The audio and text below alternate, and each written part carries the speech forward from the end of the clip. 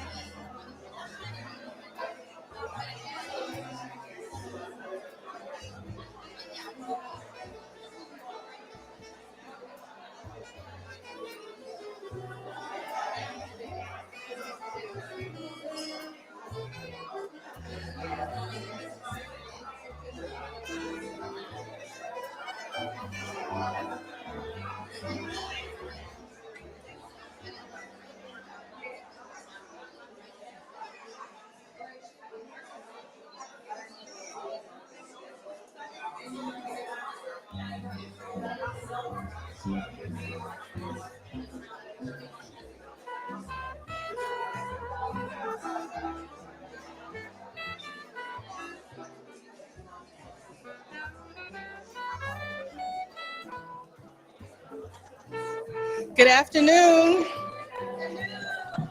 Good afternoon. We are about to get started. Good afternoon to everyone. My name is Elise Roper, and I am just full. I've been full this whole last 2 days.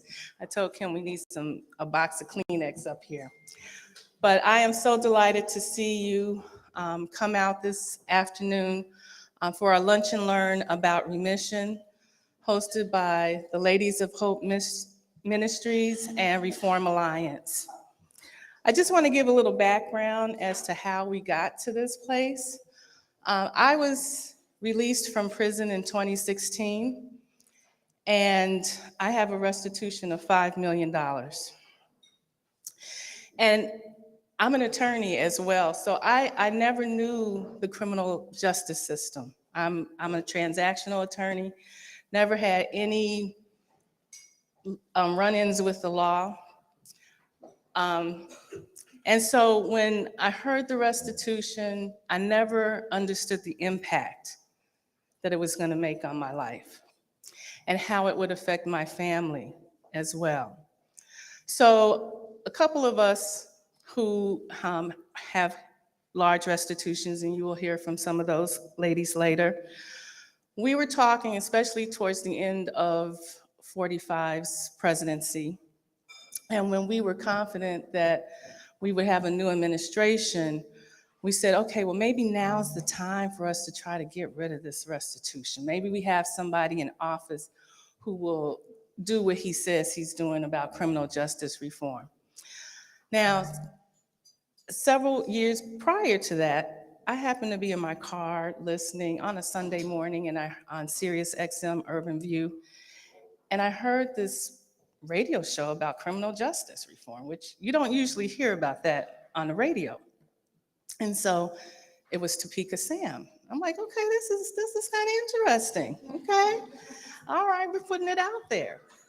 And so as we were talking about ways to try to figure out how to get rid of this restitution, how do we attack it? Who do we go to? You know, the first thought is going to politicians, but we know, hope there are no politicians. And typically those people, you know, are only gonna help you if it's gonna benefit them. And so I'm like, no, we need somebody we need an organization that's really understands what we've gone through, that's really gonna help us.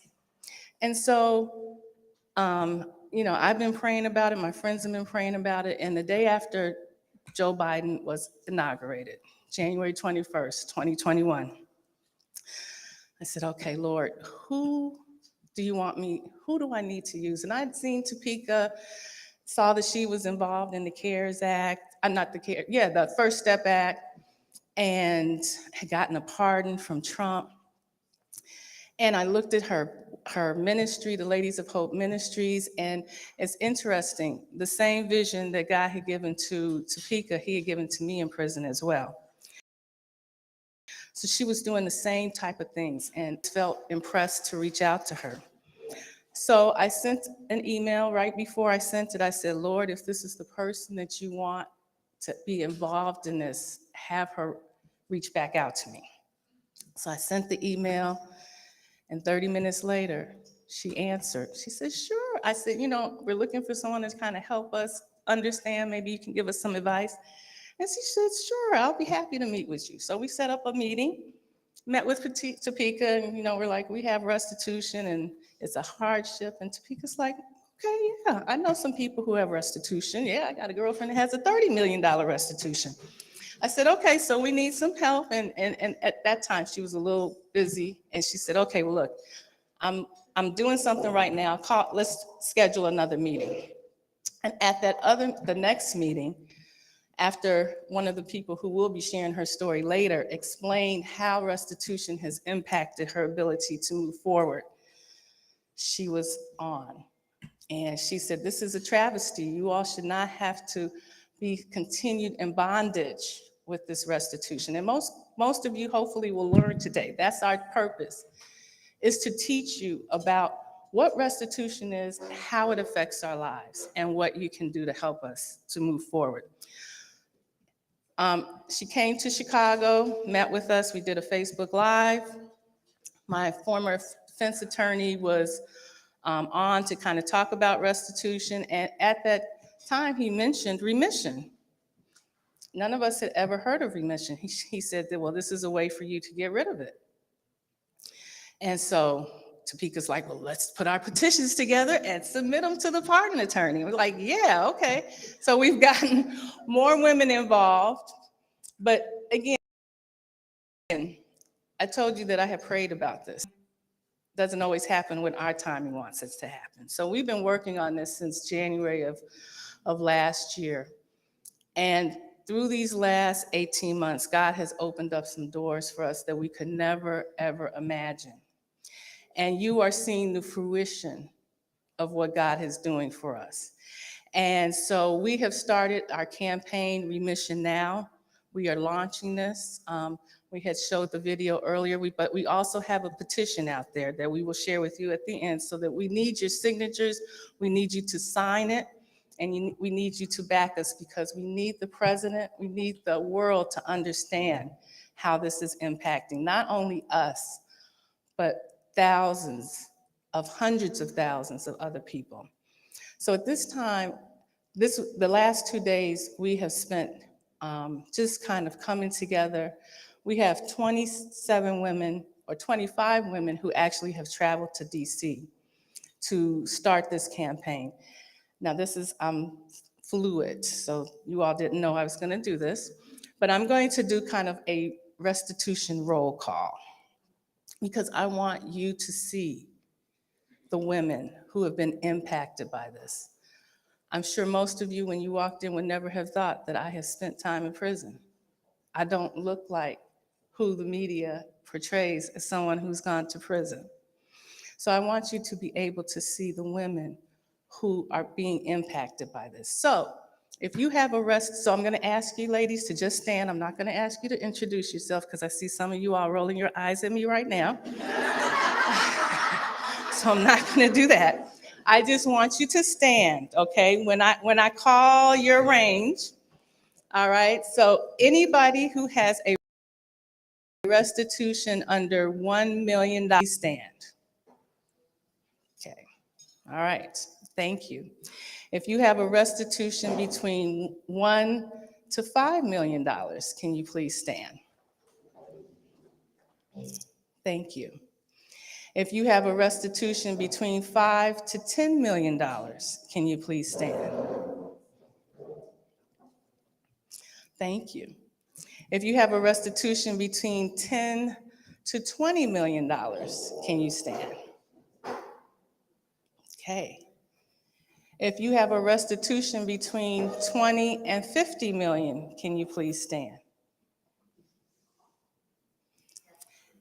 If you have a restitution over $50 million, no, I'm gonna say, if you have a restitution over $500 million, $500 million, let me get this right.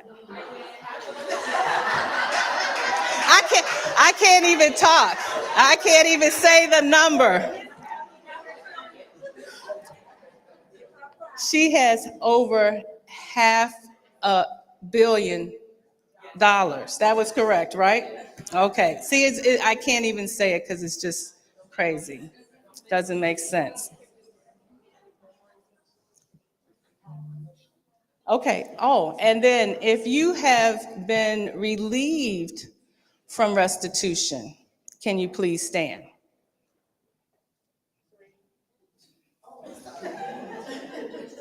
I should have said if your remission was under $2 million, stand. But if your remission was under or about $87 million, can you please stand?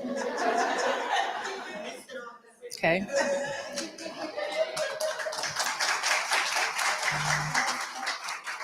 I'm sorry, the numbers are just so big, I can't even talk. So this is what we're here for, is to help you understand. I heard the gasp as you stood up and as you saw the women standing up. So we are here again to help you understand the impact of restitution on our lives. And we would not be here if it were not for the fact that Ms. Topeka, Dr. Topeka Sam.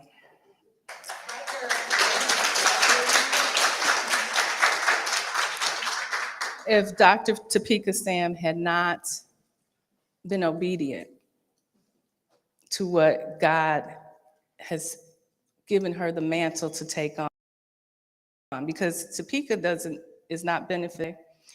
She's already gotten her pardon. She was a drug crime. And again, there's a difference between drug and white collar. And so we're going to talk about that today. But at this time, I want to introduce my sister, Dr. Topeka Sam, who is the CEO of the LOHM and founder and president of Epic Financial, TKS Ventures, LLC, and Faces and Voices, Inc. She serves on the board of directors for Coalition for Public Safety, the Marshall Project, Operation Restoration, Pure Legacy, and United Justice Coalition. She also serves on a number of advisory boards. Since her release from federal prison on May 5, 2015, Topeka has served as a 2015 Beyond the Bars Fellow and a 2016 Justice and Education Scholar, University, 2017 Soros Justice Advocacy Fellow, 2018 Opportunity Agenda Communications Institute Fellow, Director of the Dignity Campaign for Cut 50, where she led the bipartisan national effort to pass 15 pieces of legislation restoring the dignity for incarcerated women, Senior Advisor for New Yorkers United for Justice. In 2020, the United Nations appointed Topeka as the Goodwill Ambassador for Social Justice, Incarceration Reform of the Global Festival of Creative Economy. In December 2020, Topeka received a full presidential pardon for her dedication to helping women turn from a path of despair towards a path of redemption.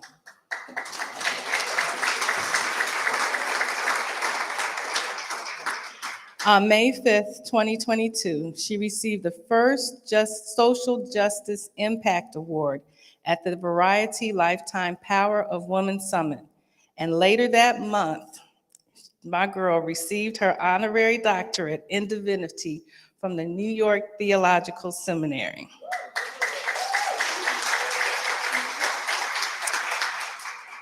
I could go on and on about Topeka. At this time, I will ask my sister to come forward, Miss Dr. Topeka Sam.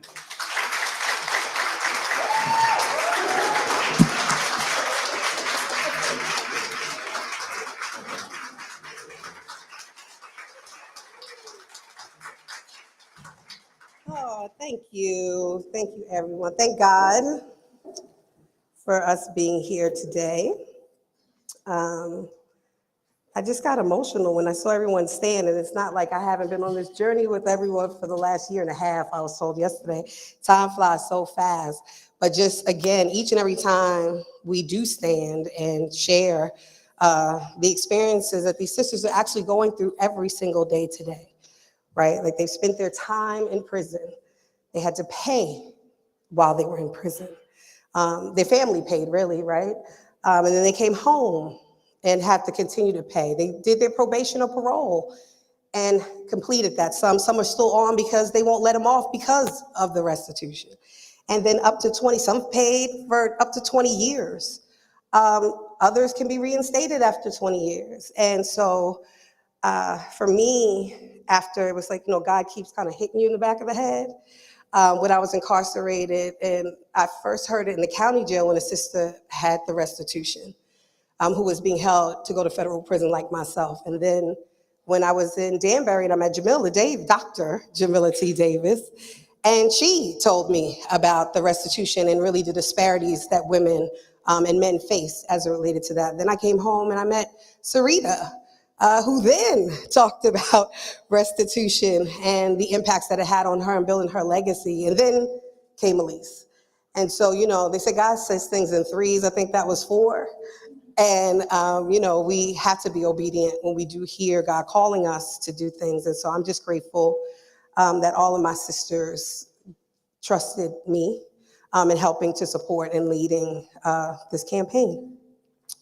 And so, I know that we talked about the women who are here who have experienced restitution, but I would also ask and want to acknowledge all of the people who are in this room who have been directly affected by incarceration. So would you please stand? That's everyone who's been directly affected by incarceration. So thank you all. I wanted to acknowledge those who are in the room, but also everyone in here should be standing, right? Because we all are directly affected by incarceration, whether it is yourself who've lived in a prison like myself, or it's someone who has a loved one who's lived in a prison, or someone who says that they're tied to this work and they want to make a difference.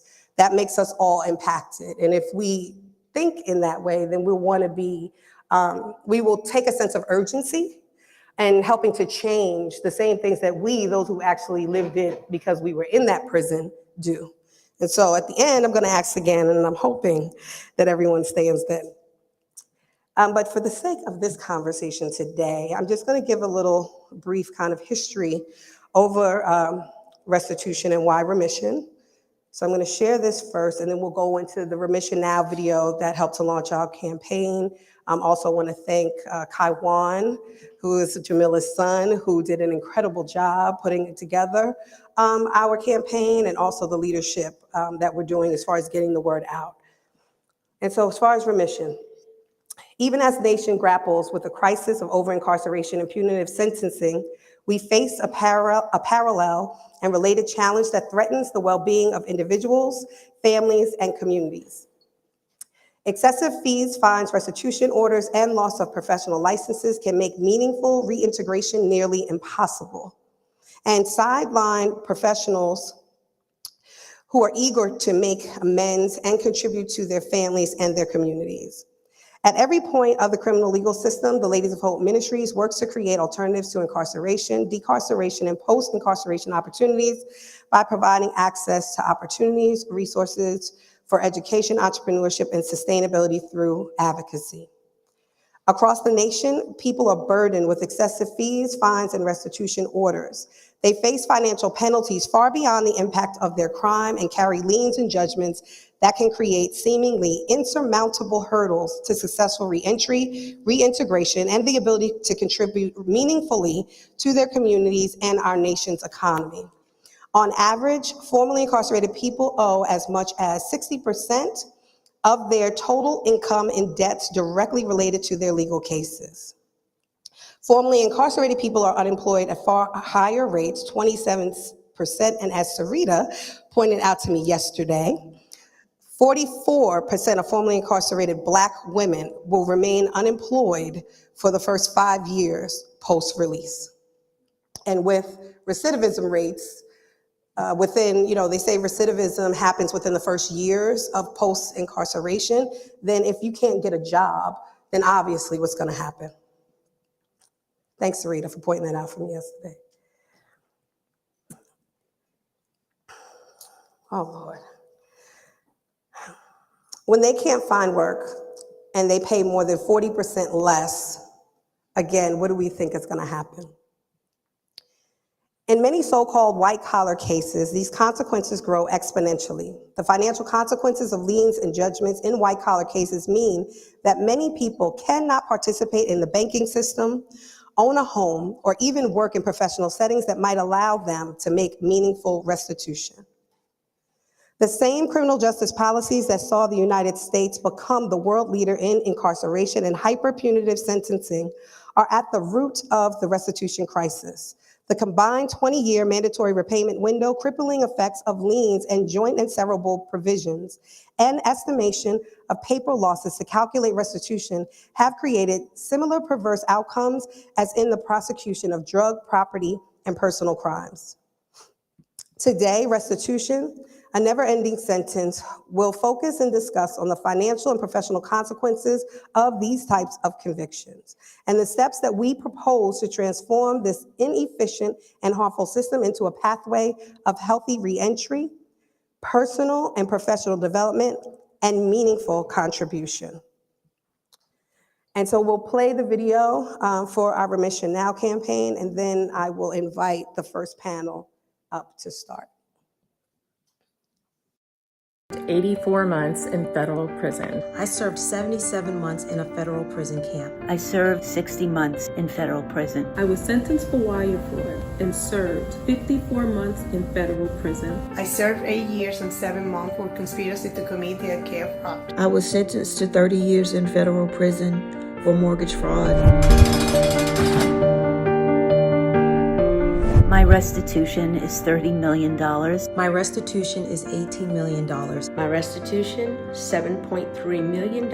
I have a restitution of $5 million. My restitution amount is $26 million. $12.5 million in restitution. My restitution is $6.1 million. My restitution amount is $500,524,882. My name is Elise Roper. My name is Alina Fias. My name is Brenda Tibbs. My name is Catherine Kissick. My name is Ivy Wolf-Turk. My name is Shalana McFarland. My name is Jessica Rome O'Brien. My name is Gertrude Parker. My name is Victoria Hunt. My name is Latanya Spencer. My name is Gloria Harper. My name is Hope Edmond. My name is Galani Kamarova. My name is Deonta Martinez Brooks. My name is Dr. Carmen Johnson. My name is Calliope Shaken. And I am serving a life sentence. And I am serving a life sentence. And I am serving a life sentence. I am serving a life sentence. And I'm serving a life sentence. I am serving a life sentence. This, for me, is a life sentence.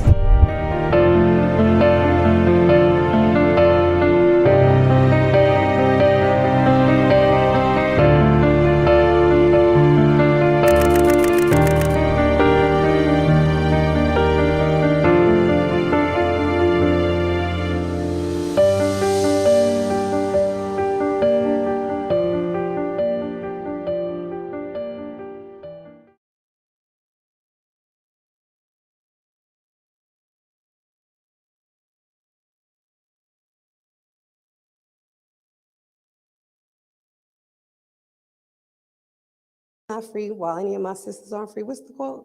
Y'all know what I'm talking about. If my sisters, right, all of that. And that's how I feel watching that video. Okay, so our first panel is restitution while on supervised release. The moderator will be Dawn Brooks, and she will be joined by the panelists Cassandra Owens, Shalana McFarland, and virtually Alina Fiez, who unfortunately, because she's on probation, her judge denied her to come and be here with us. And I also want to thank our partner in this, Reform Alliance, who has helped.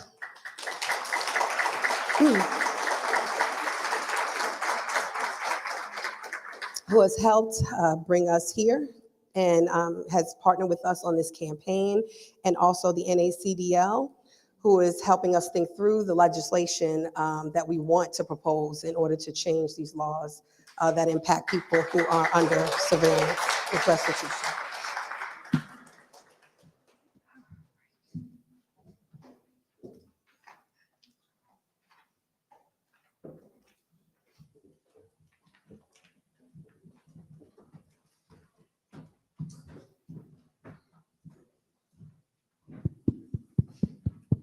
I think my voice is loud enough. Good afternoon. Good afternoon. Thank you for joining us today. Those of us sitting here represent individuals who are currently on supervised release and dealing with restitution, which plays out differently in our lives.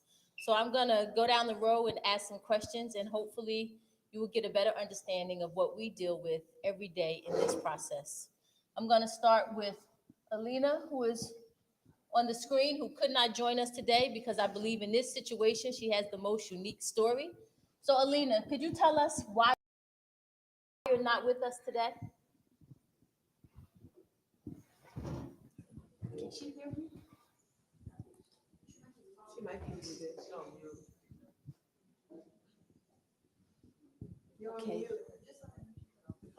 Alina, you're muted.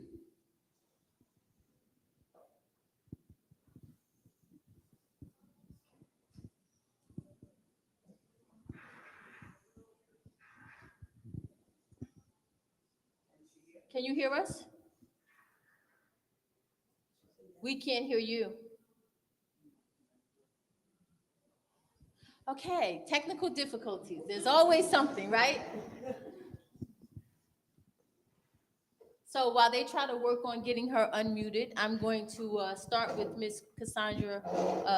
We introduced her as Owens, but I know her as Cian. She was actually my bunkie in Danbury. So let's start with Cassandra. Could you tell me a little bit about your restitution and how it impacts you daily? So my restitution currently is $243,000. It may not sound like much in comparisons to what everyone's restitution is, but it affects me, I believe, just as much. And I'm going to share with you why. So because of this restitution amount, I have to work not almost 2 jobs. I have to work 2 full-time jobs to make sure that I pay that restitution. So the amount of $243,000 as per the probation office means that I have to pay them on a monthly basis $1,430. Without my second job that I work Friday night, Saturday, and all day Saturday, all day Sunday, I would not be able to afford that payment in addition to my living expenses. That weekend job, we all know how we appreciate our weekends, right? Well, I don't have that. I don't have the joy of being off on Saturday or Sundays. In fact, I have to work 13 hours on Saturday and 13 hours on Sunday. And my probation officer felt for me, like many of you may be feeling for me now. And she says, let me do something for you. Let me put a petition into the court and ask the judge if he can lower this. Many of you may say that's so nice of her, that was a wonderful thing to do. As soon as she said that, I'll never forget where I was. I was in my kitchen in front of my sink, and I almost collapsed because all I could think about is my daughter, Cassie. And Cassie, by the way, is probably listening. Mommy loves you, Cassie. Mwah. And I love you too, darling. Don't get jealous. And the reason why I thought about Cassie is because by her putting that petition in, that means I would have to stand before my judge. And before she said that, she told me she wanted to reduce me to the lowest department for federal supervision, to low intensity, but she said she couldn't because she deemed that the calculation in my restitution was off by $200. So she said, let's go to the judge. All I can think of was, if she brings me in front of the judge and she says that to the judge, what the judge is gonna be thinking is, this is a technical violation. She's supposed to be paying 10% of her income, and for the last 2 months, she was short by $200. I should violate her and put her in prison. And as strange as this may sound, this happens. I know it happens because I was incarcerated with someone who was sent back to prison because of a technical violation. And I'm blessed enough to work at Reform, who each and every day, they do reform work surrounding criminal justice reform based on probation, parole, and federal supervision. And I've spoken to individuals as a result of my work at Reform, and they have been reincarcerated based on technical violations. Do you guys see my pain now? So as much as she was trying to help me, she could have actually hurt me and taken me away from my daughter again. So to answer your question, Dawn, that's how it affects me. I'm literally living each and every day with 1 foot in prison and 1 foot out of prison because of $243,000. So it might as well be 240 million, right? Thank you. Impact is unfortunately the same. Shayla, share with us some of your experience around being on supervised. Well, my story is very similar in the pressure that you feel constantly. I was sentenced in 2005 to 30 years in federal prison for mortgage fraud. I was the closing attorney. And interestingly enough, the loan officers and the mortgage brokers who received 5 months and 21 months. And I went to trial to, and the whole time I'm thinking, they're gonna realize that I didn't knowingly involve myself, with committing fraud. And yes, I made mistakes. I absolutely did. Hindsight is 2020. I acknowledge that. I own that. But I didn't deserve a 30-year sentence. And what happened, for those of you that don't know about the federal system, is it's done according to a sentencing guidelines chart. And so they have your base offense level, which in my case was 0 to 24 months. And then you're enhanced according to different things like leadership, sophisticated means, and your dollar amount for your losses. And so I received almost 30 points in enhancements because of the dollar amount for these houses that ultimately, this is in 2005 now, and they called me the queen of mortgage fraud, and they sentenced me to 30 years. But when the market collapsed in 2007, and you had all these big banks that were responsible for these same mortgages that I was convicted under, no one went to jail. And I was originally sentenced to pay $11.7 million in restitution. And I began serving my sentence. Of course, I thought, I'm appealing this, the truth is gonna come out. I filed everything I could file, and I got denial after denial after denial. And ultimately, I ended up serving 16 years in federal prison. And on President Trump's last day in office, he commuted my sentence. and allowed me to be out of prison. However, my restitution is still here.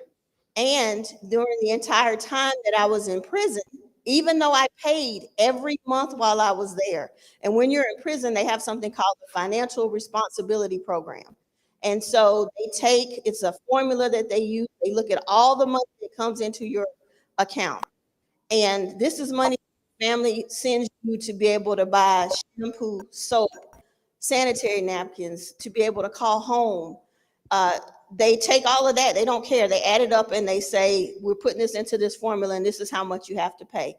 The only way to get around that is if you go work at Unicor, which is Federal Prison Industries, in which case they take half of whatever you make for the month. So you're already only going to make between 12 cents. And if you've been there and you're what's considered premium pay, it's $1.25 an hour. And you have to work several years to get to that point. But they take your pay. And then if your family sends you money in addition to your Unicor pay, they can look at that and say, oh, well, we might want some of this too.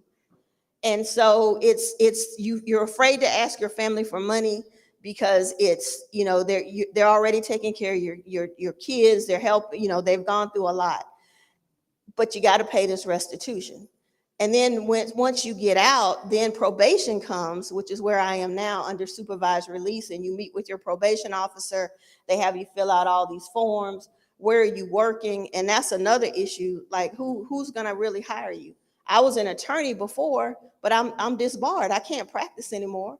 And I've been gone for 16 years. So imagine the technology gap with me trying to get in. So I had to learn a lot about YouTube and a lot about Google to be able to even function. But they didn't care. They wanted me to get a job. And then they take a percentage of what you make. The first probation officer I had, Mr. Washington, he was phenomenal. He was very patient with me. But since then, I've had 6 others, and it's been 6 different personalities. I've actually had one that said he wanted to see my cable bill to make sure that I wasn't ordering premium channels when that money could go towards the restitution, which is $18 million. So if I, don't have, I don't pay the $6.99 for Hulu, that can go towards the, that debt. And I don't mean to be facetious or trivialize it, but these are the things that we have to deal with. They look at our bank accounts. You're not allowed to buy anything over $500 without permission. You're not allowed to travel without permission. Your life is not your own.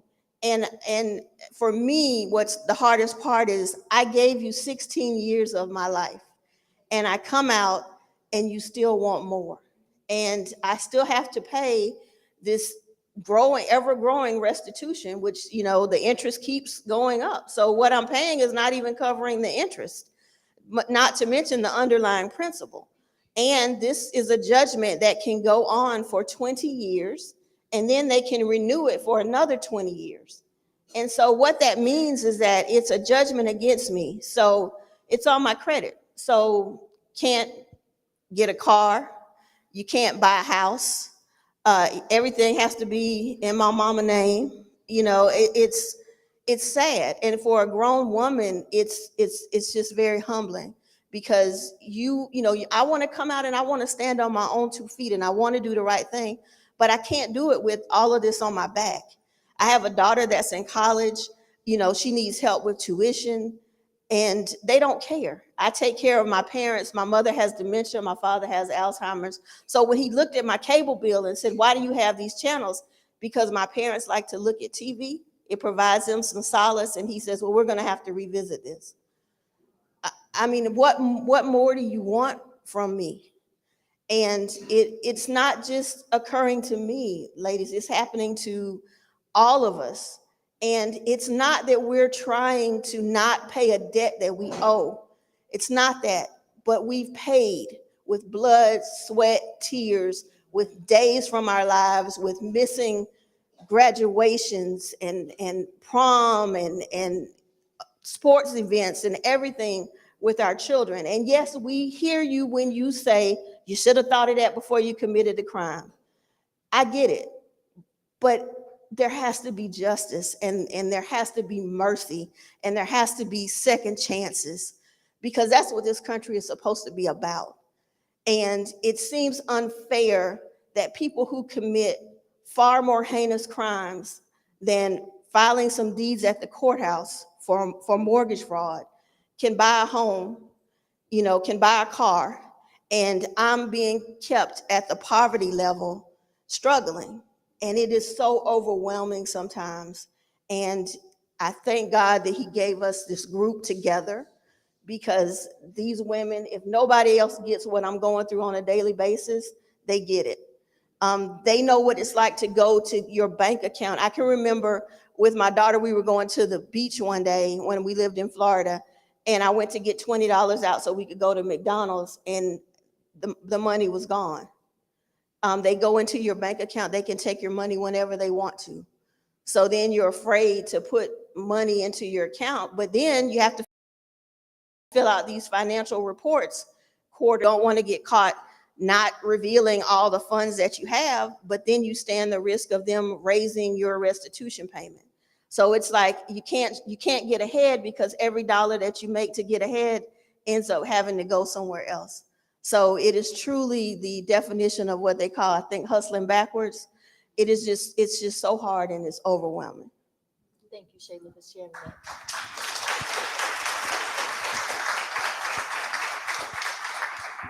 Alina, can you hear me?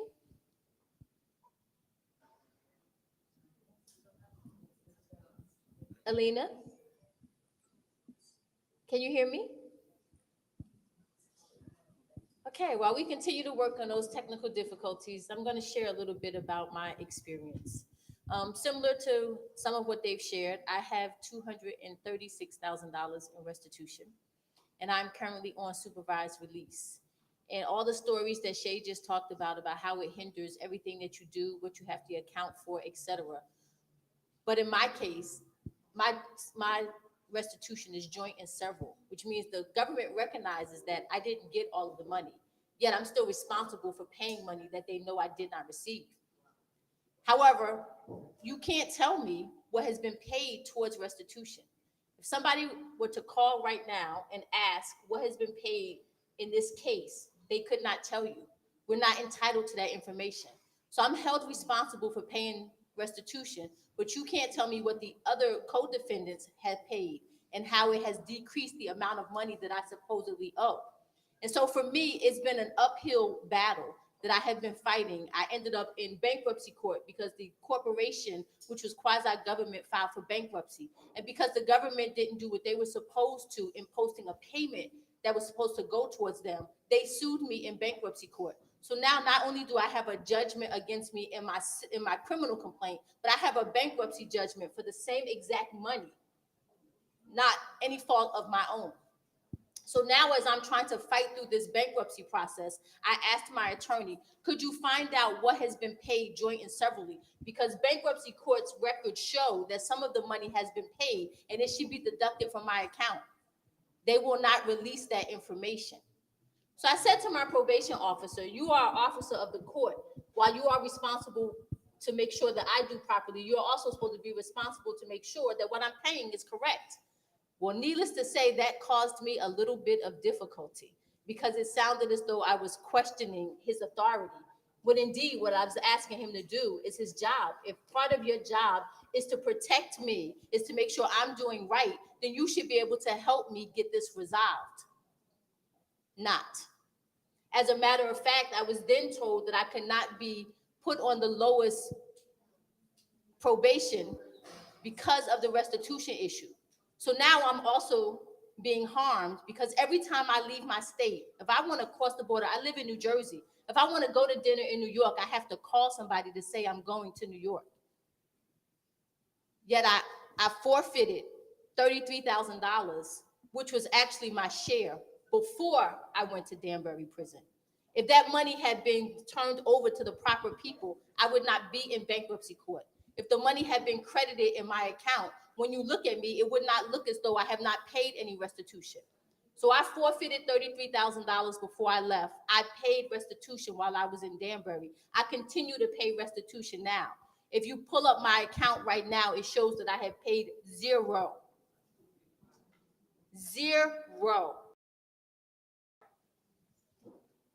So I'm being penalized every day for something I have not done. And so when we start looking at the system that we know is broken, not only do I have to deal with all that they are talking about as a function of being on supervised release, but I now have the added burden of not even being calculated correctly, and it's impacting my everyday life. So I have grandchildren. If we decide to go to, as we did during the summer, Hershey Park, I have to call somebody to ask permission because my restitution shows as being unpaid. So when you say you did the crime, do the time, I understand that. I take responsibility for my mistake. I paid my dues. I went to prison. I pay my restitution. What is your responsibility to us? And I don't mean just the Justice Department. I mean the communities that we come home to. Where are you on the front lines in fighting for individuals like me who are trying to make an effort to show that we made a mistake and we would like to be forgiven and we would like to be accepted? Where are you in this fight? Where do you stand? How do you help us? Where's your voice? Don't just look at the faces. Don't feel sorry for us. We don't want you to feel empathy in that sense. We want you to understand that we acknowledge the mistakes we made and we're trying to make an effort, but we need your help because the system does not work. So if you don't get anything else out of today, when you look at our faces and our stories, I hope that they motivate you to do something different, to fight for us as we in turn not only fight for ourselves, but we fight for the brothers and sisters who are coming behind us. Because as Danbury women, as all of us sitting here, we all represent somebody that's either out here with us who are formerly incarcerated, or for some of us that are still inside from whence we've come. We sit here today on the shoulders of somebody who came before us, and we stand as the shoulders for somebody to come behind us. It's not just us. It's not just about the faces you see. It's about the thousands of people impacted by the justice system and how it does not work.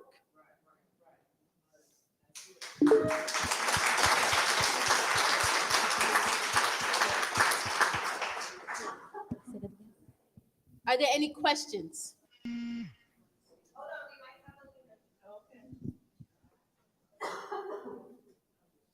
Alina, can you hear us?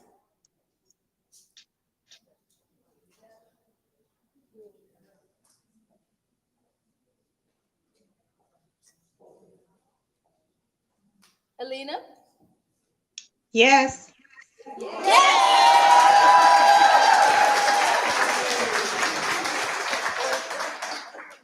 Alina, could you start with telling us why you're on our video cam versus in person with us today? Well, first of all, I want to thank you for allowing me with you today, even if I couldn't be in person.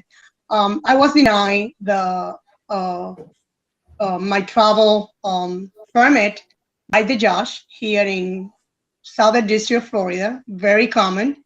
So that's the reason I couldn't travel to DC to be with you guys.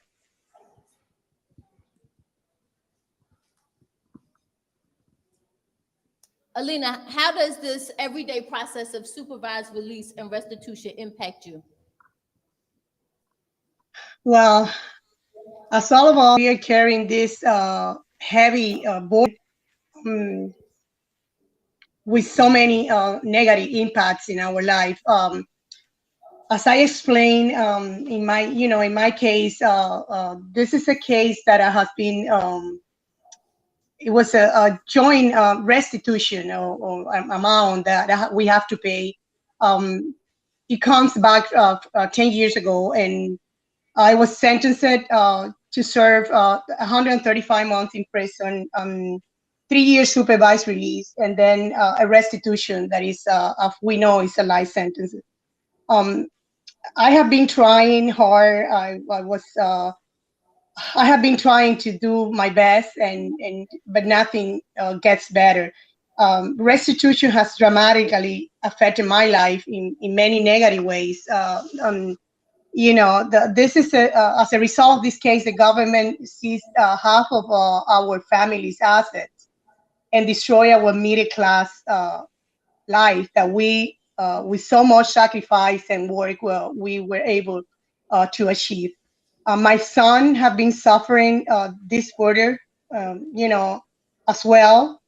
And after serving many years in several prisons, I thought that the worst was over. Little did I know that the worst was yet to come. Financially, this restitution has hit me really hard, but nothing compared with what I was trying, what happened at the end when I was trying to work with my marriage. I was trying to save my marriage of almost 40 years. My husband helped me and support me through this process all the years. But once I started the supervised release and the probation officers was asking his personal information to make him responsible for paying this, that was it. He told me, this is too much and I cannot continue and this is over. And days later, he filed for divorce. So needless to say, I was devastated. I'm still, like I cannot move on because that was the only thing I was trying to save. And I was trying, to move on with my husband. And again, my family has been totally destroyed. My son moved away and I'm here, by myself and trying to move on, and having this restitution is really it's really a life sentence. And again, I was not sentenced to life in prison, and having this restitution is to be serving a life sentence. And in my opinion, I think that there should not be such punishment. At the bare minimum, restitution should not follow us for the rest of our life. There should be a hard limit, at least a cap or something in the time we have to pay, and being able to move on, being able to get back to life. As I say, we are. In my case, I'm not living a life. I'm just trying to survive, like, having nothing to move on. And it's really hard. And again, in impacting the family, impacting the everything that we have been trying to say after serving time in prison, and not being able to do that is another burden. It's really hard. Emotionally, has been killing me for the past years. Alina, we unfortunately understand. I thank you for joining us, and know that even though you are not here in person, we are our sister's keeper. I know I have been praying for this. This is amazing. Ladies, I have no words to express my gratitude, and to Topeka, to the organization, to all those things that you have been doing. I'm beyond blessed, and I really thank you for having me today and to be part of this campaign. Thank you so much.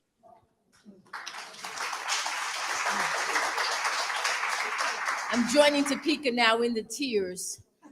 So as we bring our session to a close, I'm going to call on our next panel, which will be moderated by our illustrious leader in this movement, Elise Roper.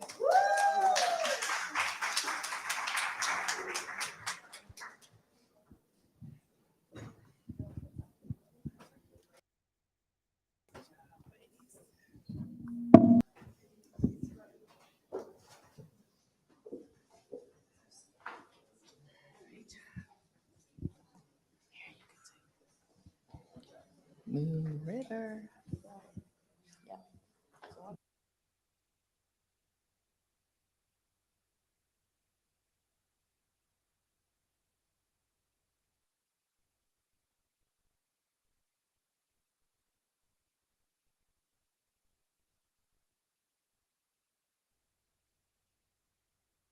All right.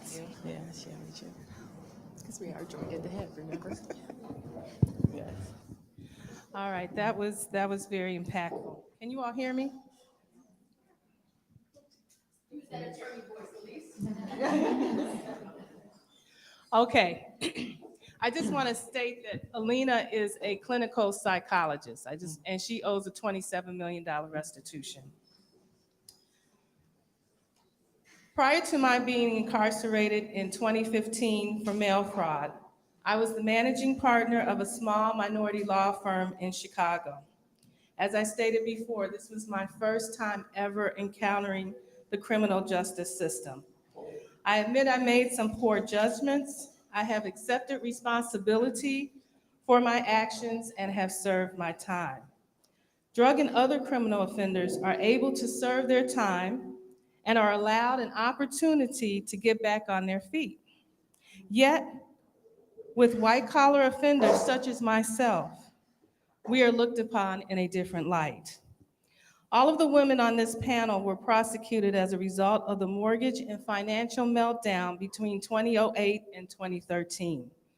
The government will have you believe that our actions were solely responsible for the financial collapse during this period, but in fact, it was due to the industry practices that caused this. The banks were charged civilly and heavily fined, but those who made the rules and decisions were never indicted. Yet the government is holding me responsible to pay $5 million in restitutions for intended losses versus actual losses to entities that are no longer in business.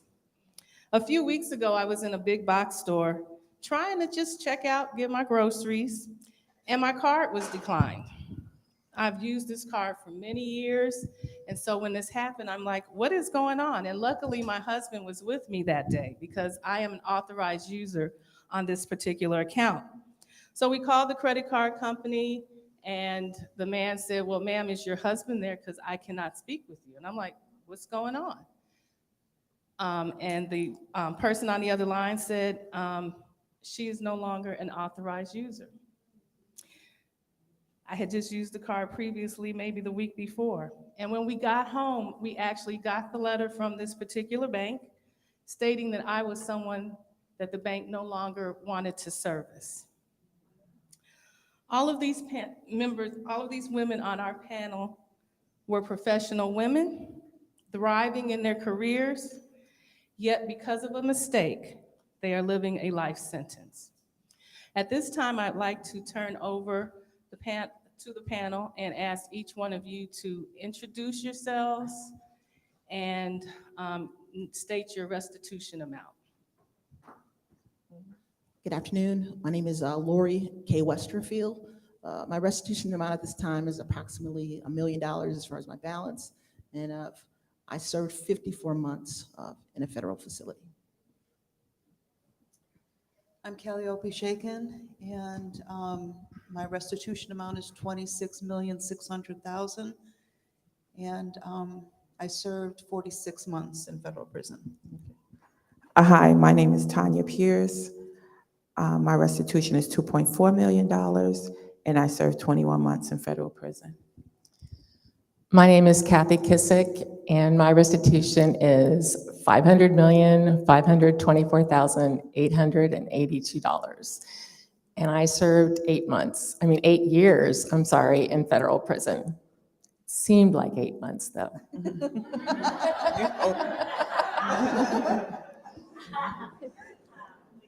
right, so I want to start with Lori. Lori was one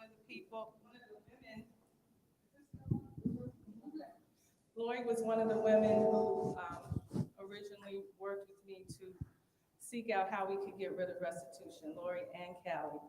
And I want Lori to share her story as far as how restitution has impacted her life. I'm going to ask each woman, but I'm going to start with Lori first.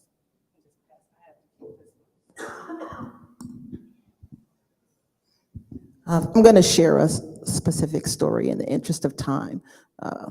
I was also a practicing attorney and very much a true believer and an advocate in my life. So I believed in redemption. That's part of our faith values, whatever faith you may practice. So what crystallized for me that my restitution had become a life sentence is I spent my time rebuilding my credit and trying to be consistent in my employment. It's been already noted, raising your income can be challenging, but at least consistency. And so I was successful in that, and I was able to get pre-approved for a mortgage. So I was excited because I had lost my home prior to entering federal prison, and the opportunity to buy a home was exciting for me. And I got my pre-approval, was searching, going through my underwriting process once I got my commitment from a seller. And during that process, they did a name search. And I was a little bit gullible because I think, as Shay mentioned, normally you expect your judgment to be your DOJ judgment or lien to be on your credit report, and mine was not. So I thought they had not gone to lien, and I naively thought that because I was what I felt was in compliance. I made my payments. But when the title company did that name search, that lien popped up with close to $1 million on the face value. And you can imagine how a lender and all the other parties of that transaction reacted. What have you done? Who are you? So that effectively killed my deal and killed my dream to own a home. And effectively, I realized that because I'm sure you've probably observed that many mature women, you look wonderful, but we're mature women. Yes, we're coached by Topeka. But we're mature women. So, I'm sorry, I went off script. What did the lien say? Oh, yeah, that was another thing that was shocking to me, because there's a caption on the top of the lien that referenced that it was enacted under an Anti-Terrorism Act of the United States. And so you can imagine my loan officer is reading this. Girl, what did you do? Who are you? I can't get a letter for this. No, there was no explanation letter that was going to explain this away. So at that point, it was clear to me that purchasing a home for me was a wrap, and thus restitution had become a life sentence. That all my hopes and dreams of home ownership just went up in that moment. But again, we're here today because we're still true believers.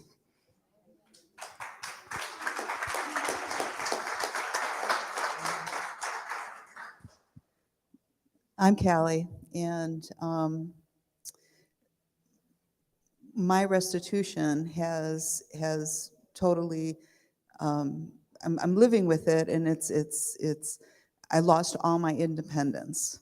I've been working since I was 13 years old, and the biggest thing for me was to be independent woman. I didn't need to depend on anybody. Now, coming out of prison, I have to live with my daughter because I can't get a place of my own.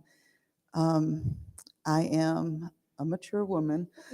I'm 63 years old, and restitution is something we have to pay for 20 years. Brings me to 80 years old, where my restitution will finally be at the 20-year mark. And so that just forces me into a situation, because they're going to be taking my Social Security, part of my Social Security, in order to pay that restitution. And it's going to force me into a position where I have to work until then to be able to survive, even if I'm living with my daughter and her family, which is a burden to them, I'm sure, because, I mean, who wants to live with their mother, let's be real, and mother-in-law, so for the rest of my life, I'll be living like that. And I mean, I was a first-time offender. I realized I made mistakes, and we paid for them. We paid for them by our time, our days in prison away from our family. And it's just sitting here and thinking about that, I'll never be able to live that independent life again. I won't be able. It's hard. It's very hard. Hi, my name is Tanya Pierce. Prior to my case, I owned a property management company. And after coming home, I knew that things would change. I made my mistakes. I said, all right, I can reinvent myself. I went back, I got my MBA. Shortly, COVID came in, so I said, whew, okay, I'm off for supervised release. I have an MBA. I'm going to go and reinvent myself and have a job and find a new job, a new career. Well, the realization of my restitution kicks in because the judgment was blanket everywhere. I couldn't find a job. I couldn't apply for a credit card. And it really dawned on me that this is a life sentence. And I can't even get a credit card to rent a car. So I thank Reform for bringing me here today because they reserved the room. Because I would have had to use a debit card and they would have charged the money automatically that I don't have. If I go to rent a car, they want 2 and 3 times the amount, which I don't have. So this is truly a life sentence for us in so many ways. And I can't even afford to die at this point because that's a liability because I don't have life insurance. So when does it end? When does it end? I've listened to my sister here, Callie. I can't even retire. I'm not going to get my benefits when I get to 65. So I don't know at this point, without remission, I'm the living dead.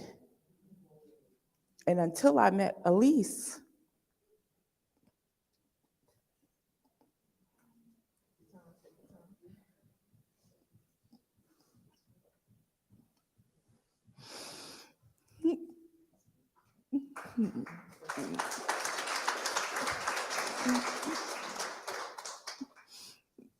I was at that point. I was at that point until I met Elise. All hope was lost. And today, I'm very emotional because a sister of ours cannot be here. And her mother is facing cancer treatment. But instead of her going to her treatment, she's praying for us. And I'm very thankful to Topeka, to Elise, to seeing Jamila here, because we have cried together for this. We have cried over this. We didn't know. We accept our mistake, but we didn't know the impact. And here is the jewel of the day.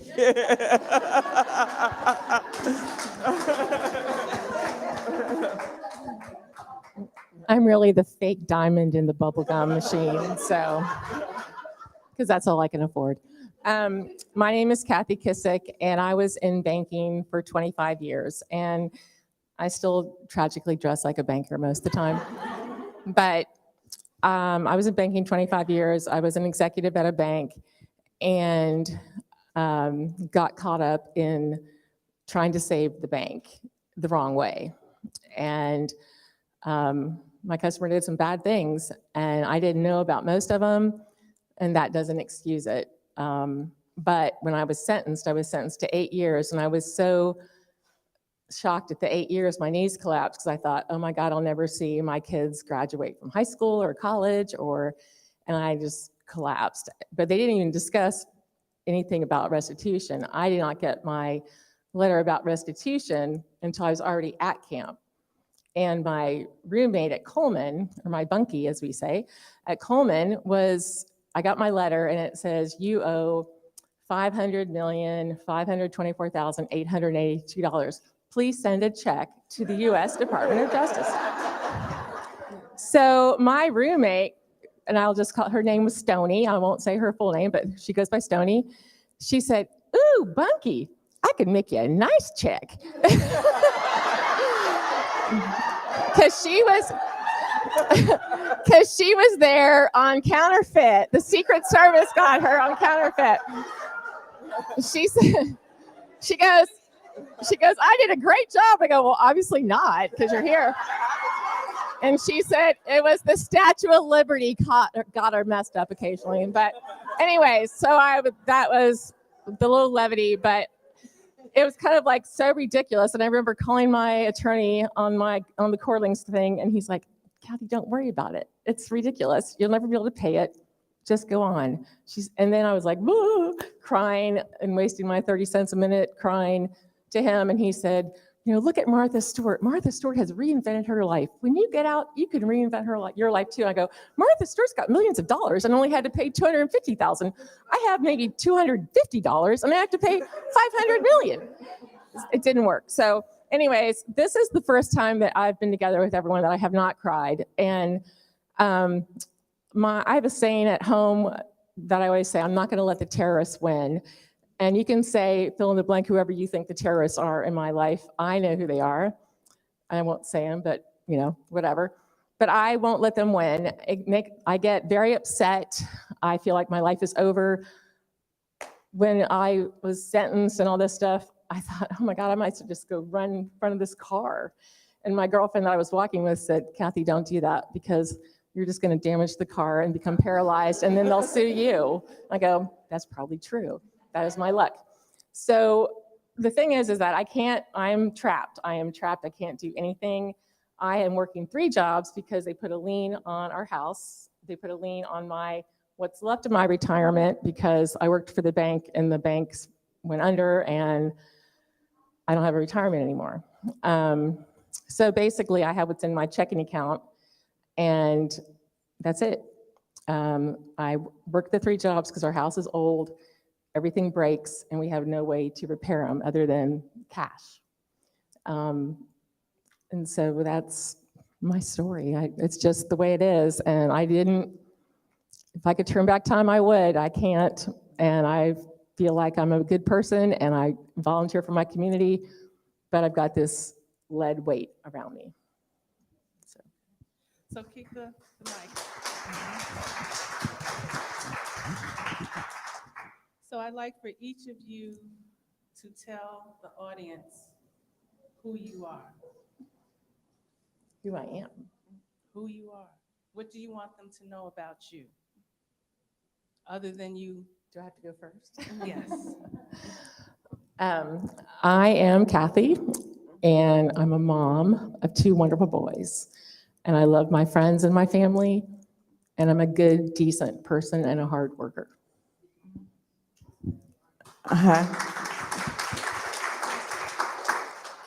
Hi, my name is Tanya. I am my sister's keeper. I am an avid Marvel comic collector. And I love being around my sisters. I couldn't imagine this life without you guys. And for the future, I'm excited to visit each and every one of these cities, even Arkansas one day. and I'm just a person looking for a second chance, an opportunity to show that one mistake doesn't define me. Thank you. I'm Callie, and I'm a mother. I'm a grandmother, a new grandmother. And I've always been a hard worker, an honest person my whole life. I made a mistake, and I'm so sorry for it, but I've always worked with my community. When the housing market was crashing, I was helping a church and their parishioners stay in their properties. I help at-risk children. That's my biggest thing, is helping people. It's in my heart, and like she said, I just don't want that mistake to define me.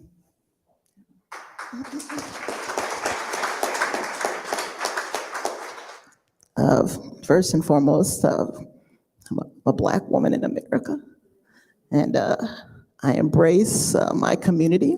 I'm from the South Side of Chicago, and so if you know Chicago, we rep our neighborhoods. I specifically live in the South Shore community, which is directly south of Hyde Park, and many people know Hyde Park internationally because of the Obamas. So I'm south of there. One theme I hope you're picking up on is that most of us, we were your neighbors, your family members, people you saw at church. I was already engaged in my community since I was a little one because I modeled my parents and they were engaged in the community. So I was doing that anyway. Now, has it been amplified by this experience? Absolutely. You know, as far as expanding my interest in social justice issues, but that was not new for me. But what's most important for me to model now, especially in my community, because like around the country, we're experiencing challenges with violence. We're considering, in Chicago, we have a lot of challenges in our school systems. We have students graduating who aren't literate. They can't read. That's what that means.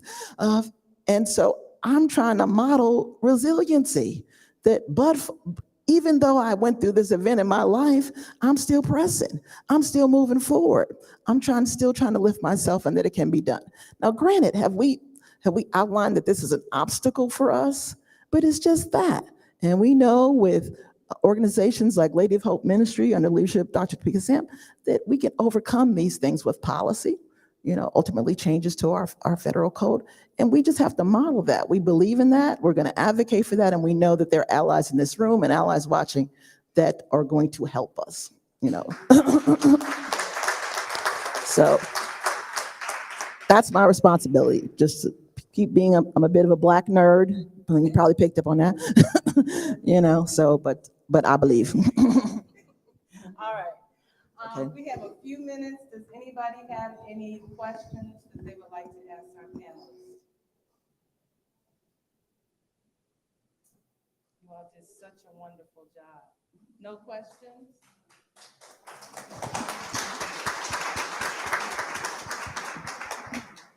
I asked that last question because I didn't want them to be seen as white-collar offenders. I wanted them to be seen as people.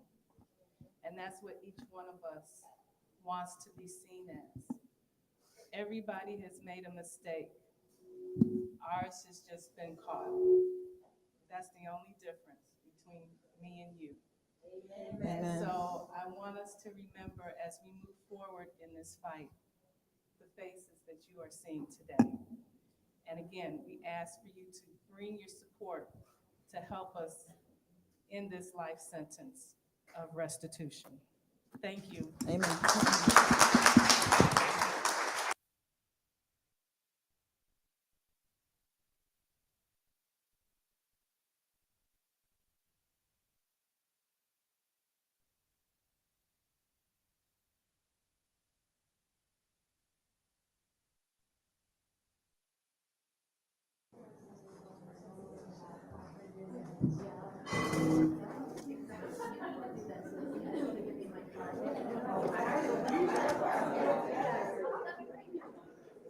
All right, y'all.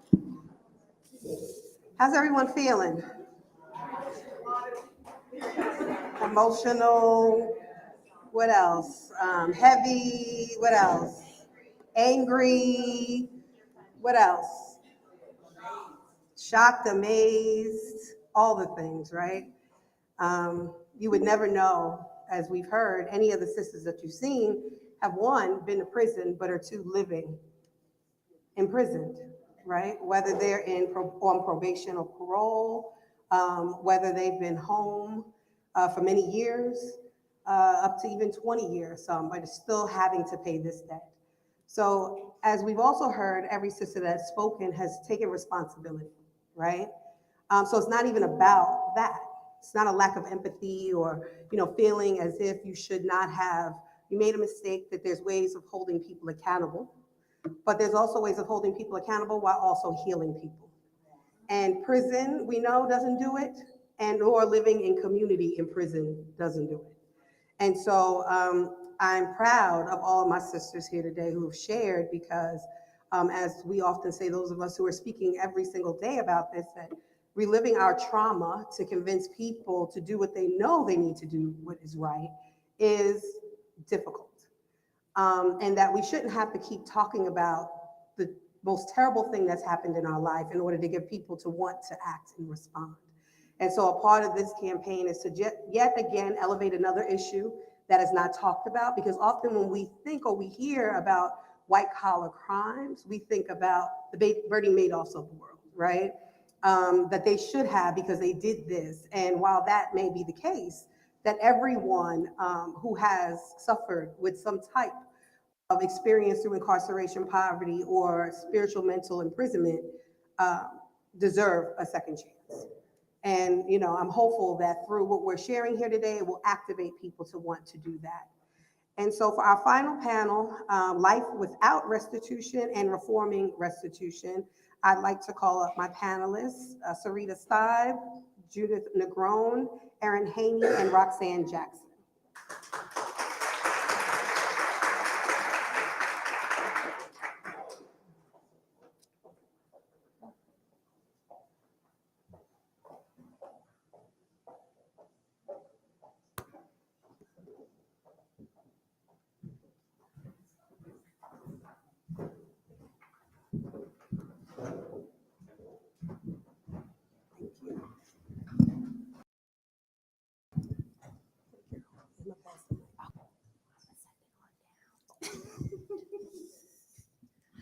Okay, so this panel specifically, we're talking about, the great blessing that two of our sisters on this panel received.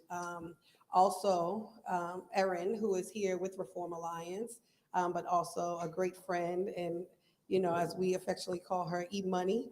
I have no money.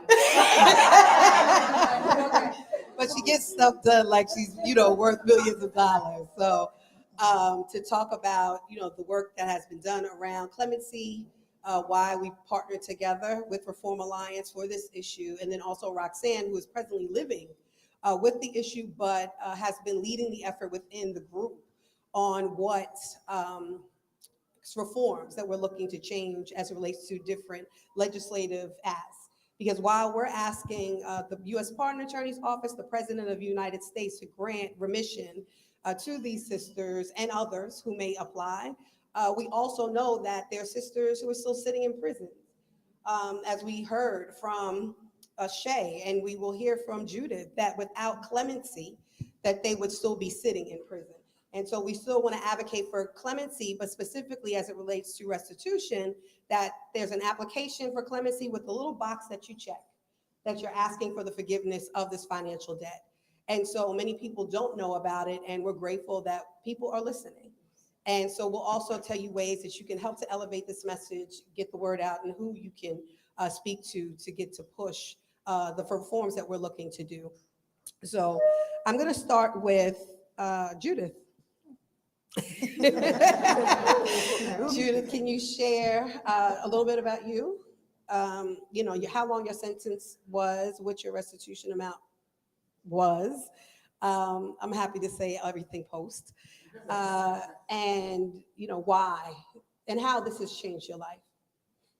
Well, first of all, thank you for having me here, for the Ladies of Hope Ministry, for inviting me, for Reform Alliance, for supporting me, and thank you to my Lord for having me here present today, because it wasn't for him, I would not be here to talk to you in person till 2045. It's still hard for me to say that. 2045. So I was a clinician, and my field of industry was healthcare.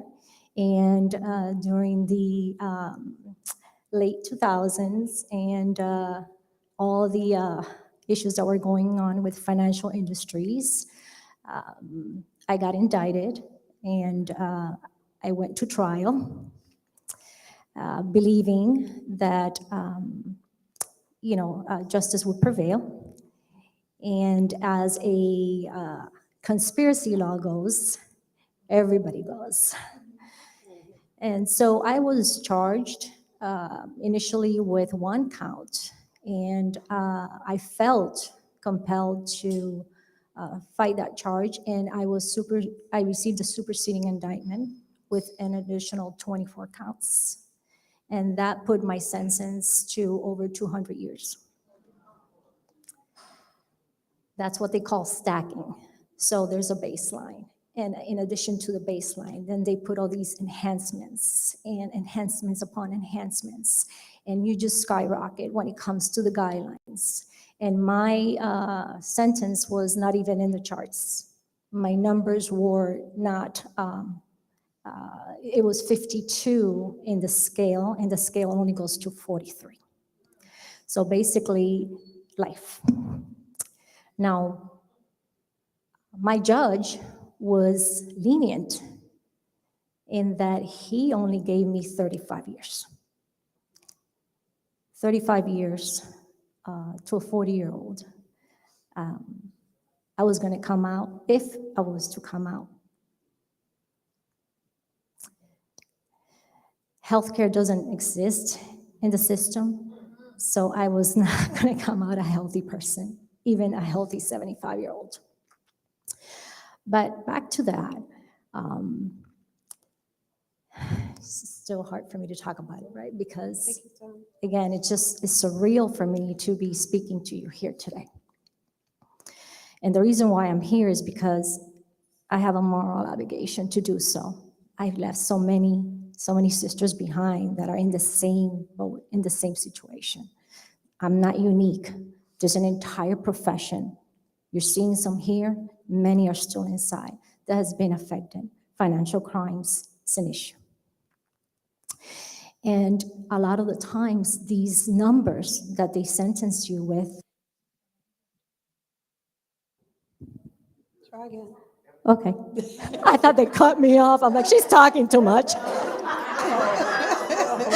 I just got to get it out and say it, ladies, because there is so much that needs to be told and so much that needs to be known. Because these numbers are ghost numbers. These numbers do not exist. As some of you heard, first of all, we get charged with numbers that are fictitious. This is intent. So our guidelines and our sentence is based on something that is intended. And it's like going to a bank and you rob a cash register and there's $200 in there, but you're going to get charged the millions of dollars that are available in that bank. So that's the intent. And then your restitution is based on numbers that you never received. And that's because they're joint restitutions. All of them are held accountable for the same amount. It is not distributed in particular to what you actually received. So we're all responsible for the same amount. And in my situation, it was 10 years because that was the statute of limitation. So basically, all the services that were provided and everything that was done in a company, which was 10 facilities throughout the term of 10 years, was deemed you were responsible to pay that back. Now, in addition to that, in financial crimes, you have forfeiture. So me being married and having my accounts with my husband, when we were indicted, when I was indicted, my husband having nothing to do with this situation, all our accounts were closed. So my husband lost all his income. My husband lost everything that we had because we had it together. I was, not only my checking accounts, my savings accounts, my children's savings accounts, because we were owners. I was owner of their savings account. That was taken because that's what forfeiture is. They take whatever assets you have to pay for that loss. My life insurance, because it had cash value. My cemetery plots, because I'm a planner. All of that was taken. So we got forfeiture. Then when you were incarcerated, you got financial payments that you have to make, as Shay mentioned. So we're paying that back.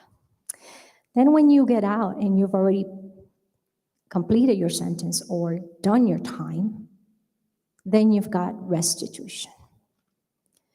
So you're paying before, during, and after your incarceration. You're paying forever. You're paying money that doesn't exist a lot of times. You're paying money that's not going to the victims, because all that forfeiture that was taken from me, did not go to that amount of loss. So it was never applied. Therefore, my restitution remained the same regardless everything that was taken prior to my incarceration. So having lived that, coming out already depleted, my family depleted, because at the end of the day, they're affected as well, right? My family depleted, I myself depleted. Opening an account, getting a credit card, filing for any type of loan for a restitution that I had, I was not able. Did I mention my restitution? Almost $89 million. I was responsible for that. Believe me, I don't own a house that's $89 million. I don't know if anybody here does. I was a hardworking individual. I was the operations manager for a management company that had clients that committed fraud. In conspiracy law, you're just as responsible. And that's why we're here. We're here because we need to change those narratives. We need to change those stories, and we need to tell really how it goes down, how it affects not only us, but our loved ones. You know, my husband was wiped out just the same, and he was not part of this. He had nothing to do with it. And therefore, just like many of us, he went to the bank and our accounts were wiped out. His credit suffered. So not only am I unable to get credit loans or anything like that, my husband is still lingering with those issues. So still trying to make it afloat. And I'm gonna leave it at that because I'm sure there's other people that need to talk. Thank you, Judith. Just one other thing, well, actually two other things. One, what was your sentence was 35 years. How much time did you spend in prison, and how were you released from prison? So, like I mentioned, I'm here talking to you guys today, and if it wasn't because of my Lord, I would not be here. But God works in mysterious ways, and He does send angels on earth to do that for you. Reform being one of them, and many other individuals that have helped me along the way. And individuals were advocating for me while I was inside. And as a result, I received a clemency. And after almost 9 years of incarceration, I received a clemency from the last administration. In my clemency, I had requested both. I had requested for commutation of sentence, and I had requested for restitution. I mean, in my position, I had nothing to lose, right? 35 years, as the prosecutor said, I'm gonna make sure you rot in jail. Well, I'm here to say, God is mightier than that.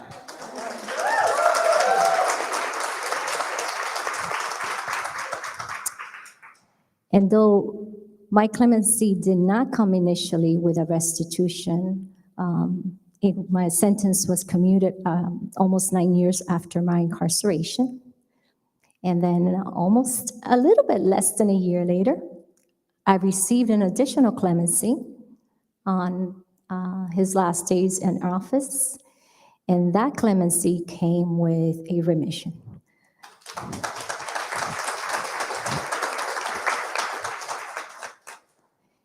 And I'm happy and I'm sad. I'm happy because I can breathe.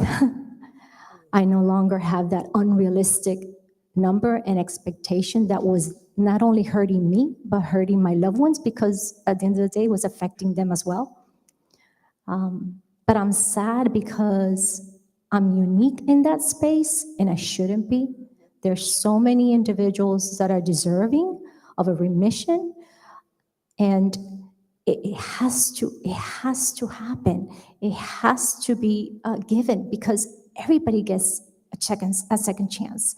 People get forgiveness all the time. People with financial issues get forgiveness today. You can file for bankruptcy, and after a certain amount of time, 7 years, you can start clean again. That's a second chance. Why can restitution be given a second chance? Thank you, Sarita. Thank you. Well, you got the mic. Thank you, Sarita. You want me? No, go ahead, you got it. So Sarita received a full presidential pardon, which included her restitution. And so Sarita, can you just share a little bit about that and what that has done to change your life? So I hate going after people who emotionally charge the room, because then they give me the mic and I'm ready to be like, oh my God. Sad, so I'm trying to gather myself before I start talking. But at the age of 19, I was sentenced to 120 months in federal prison, 20 years in state prison, and $1.9 million in restitution, all for the same crime. So when I went to prison at the age of 19, I was serving a state sentence and also paying restitution. Unlike a lot of the women in the room, mine was not a white collar crime. Mine is considered a crime of violence, and I was charged with damages to the property that I destroyed. So I don't know if any of y'all seen Gone in 60 Seconds, but that was like me before the movie came out. And in the commission of, taking the car dealership was burned down. And the reason that I say this is because most businesses have insurance. And my victim was made whole from their insurance. But I still was charged with the $1.9 million in restitution in damages for the actual building and the cars that we took from the dealership. So at 19, I totally did not understand what that meant. I don't know if I was naive and I thought that you can do your time, get out, whatever the case may be. My sentence was a mandatory minimum, so the crime normally would have held about 2 to 3 years. But because of the statute, anti-terrorism statute, that I was sentenced under for the crime, I had a mandatory minimum. Something else was the Mandatory Victims Restitution Act that I was also sentenced under. So that meant that my restitution could not be discharged, it could not be forgiven. Something that other individuals are able to do is get a victim impact statement, so the amount of loss can be determined. Since mine was property, the property could not essentially make a statement, so the amount that the government assessed as losses is what was given to me. I think about at that time, and somebody just said to me the other day, they didn't care, but I was like, what financial capacity, earning capacity did they think that I had at 19 with only a high school diploma, some level of college, that I would get out 10 years later and be able to pay back $2 million? And also thinking about all of the other, just because I like to throw numbers out there, over 5,286 barriers that people face after they're released from prison. Like, how was I gonna go to school? How was I gonna get a job? How was I gonna find safe and secure housing and pay $2 million? But, somebody reminded me like, oh, they didn't care about that. I was like, yeah, y'all right, So I get out of prison. The whole time I'm in prison, I'm paying restitution as well. I found a job at Unicor. I am anybody who knows me, I like to fight all things system oriented. And, I went through the whole process of my family sending me money, them taking my parents' money. My mom and my dad, who had been married for about 24 years at the time, they were going through a divorce. So any money that they sent me was being taken as well. So I remember at one time they called me to the office, I was in Danbury, and they were like, we are increasing your RFP payments to $780 a month. I was like, what? And they were like, yeah, based on the amount of money that you get in, we're increasing your payments to $780 a month.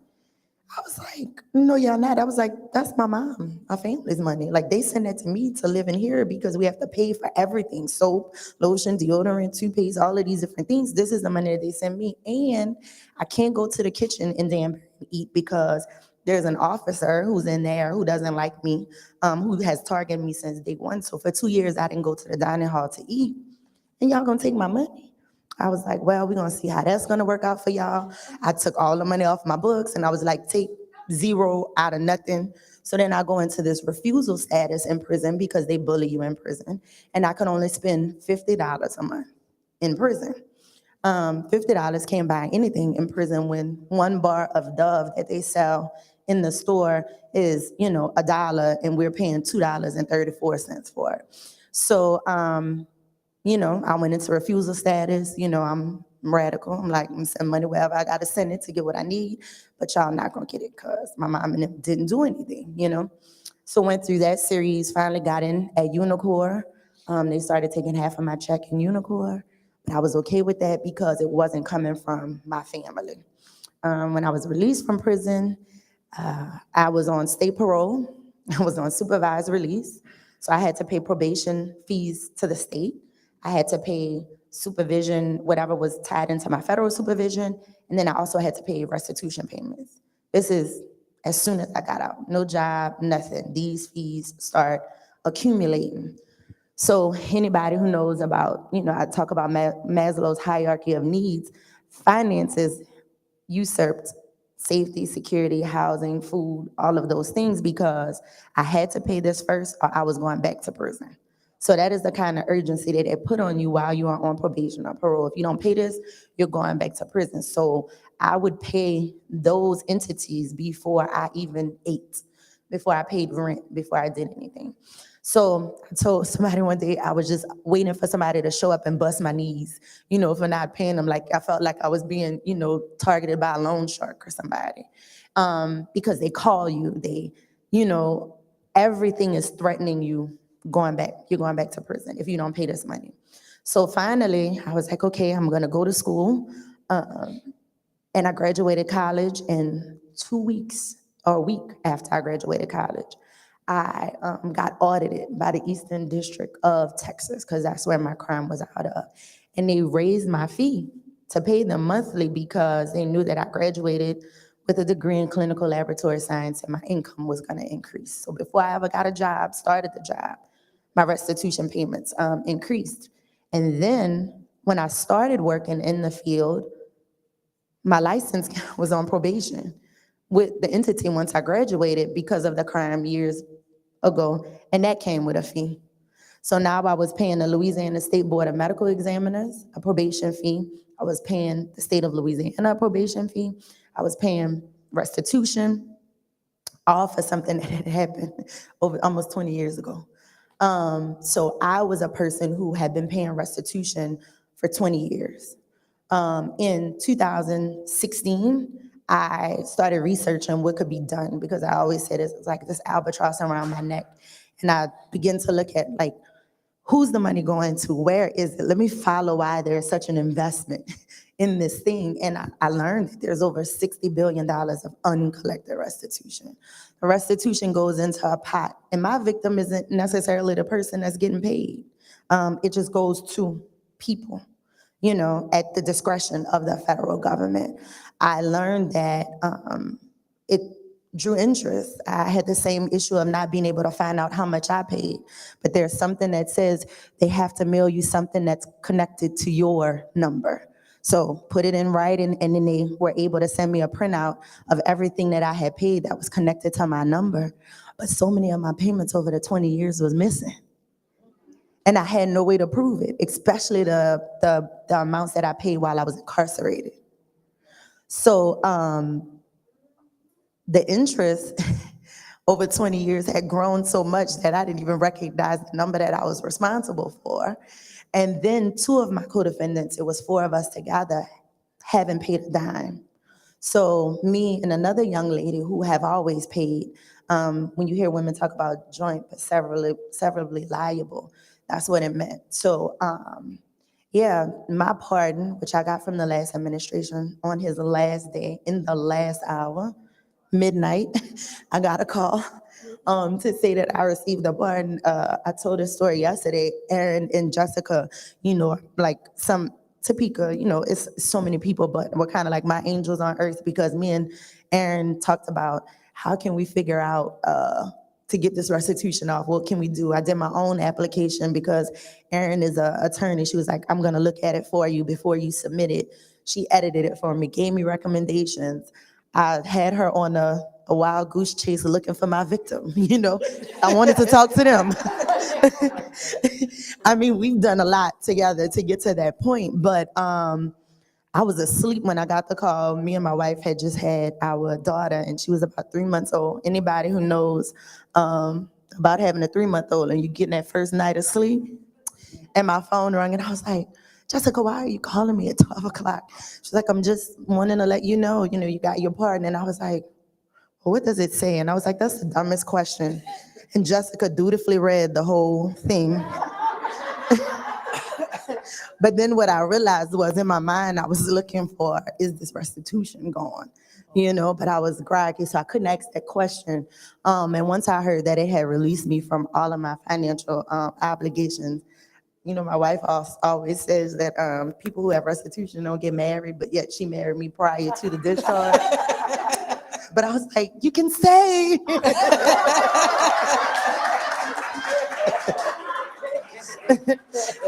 But she always says that she knew that I was going to get, released from it, because I had such a strong conviction around it. But I tell people all the time, like, going on a date for the first time and like bringing up the conversation of restitution, I was like, I used to bring it up by the second date. If I really like the person, second date, I'd be like, listen, I have this thing that's going on, about $2 million worth. Because if you're gonna leave now, So, but yeah, I just wanted to say that it really changed my life. And, now that I feel like I had the obligation, it allowed me to dream a little bit bigger and take on different challenges, so thus I'm running for U.S. Senate in Louisiana.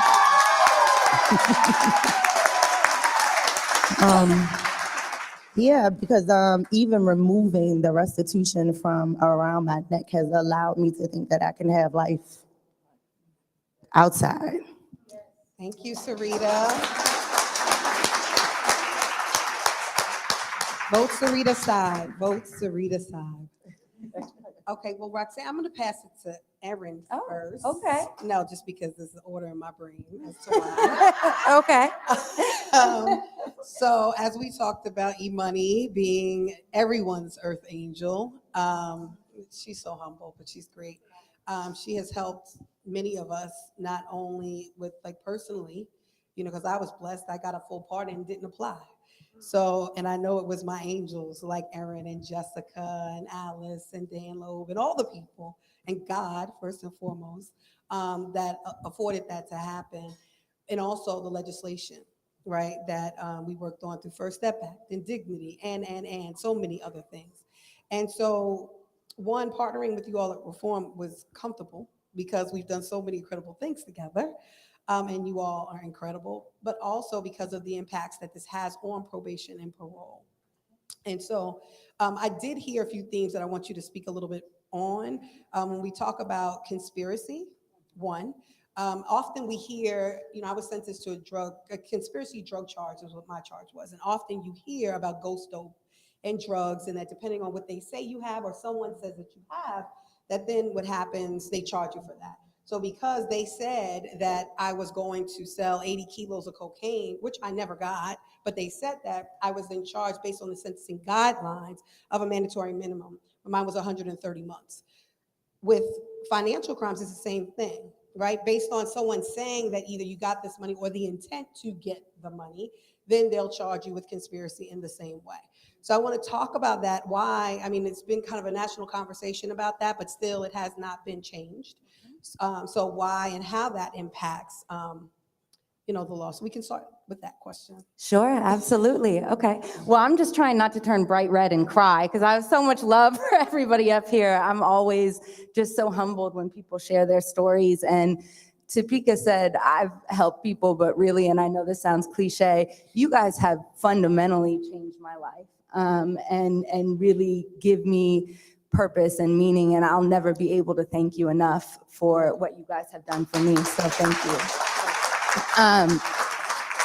So if we want to talk a little bit about conspiracy and how people end up with these restitution amounts that are way more than the money that they ever got before being charged, we have to talk a little bit about where this all started, because this didn't happen overnight and this wasn't unintentional, right?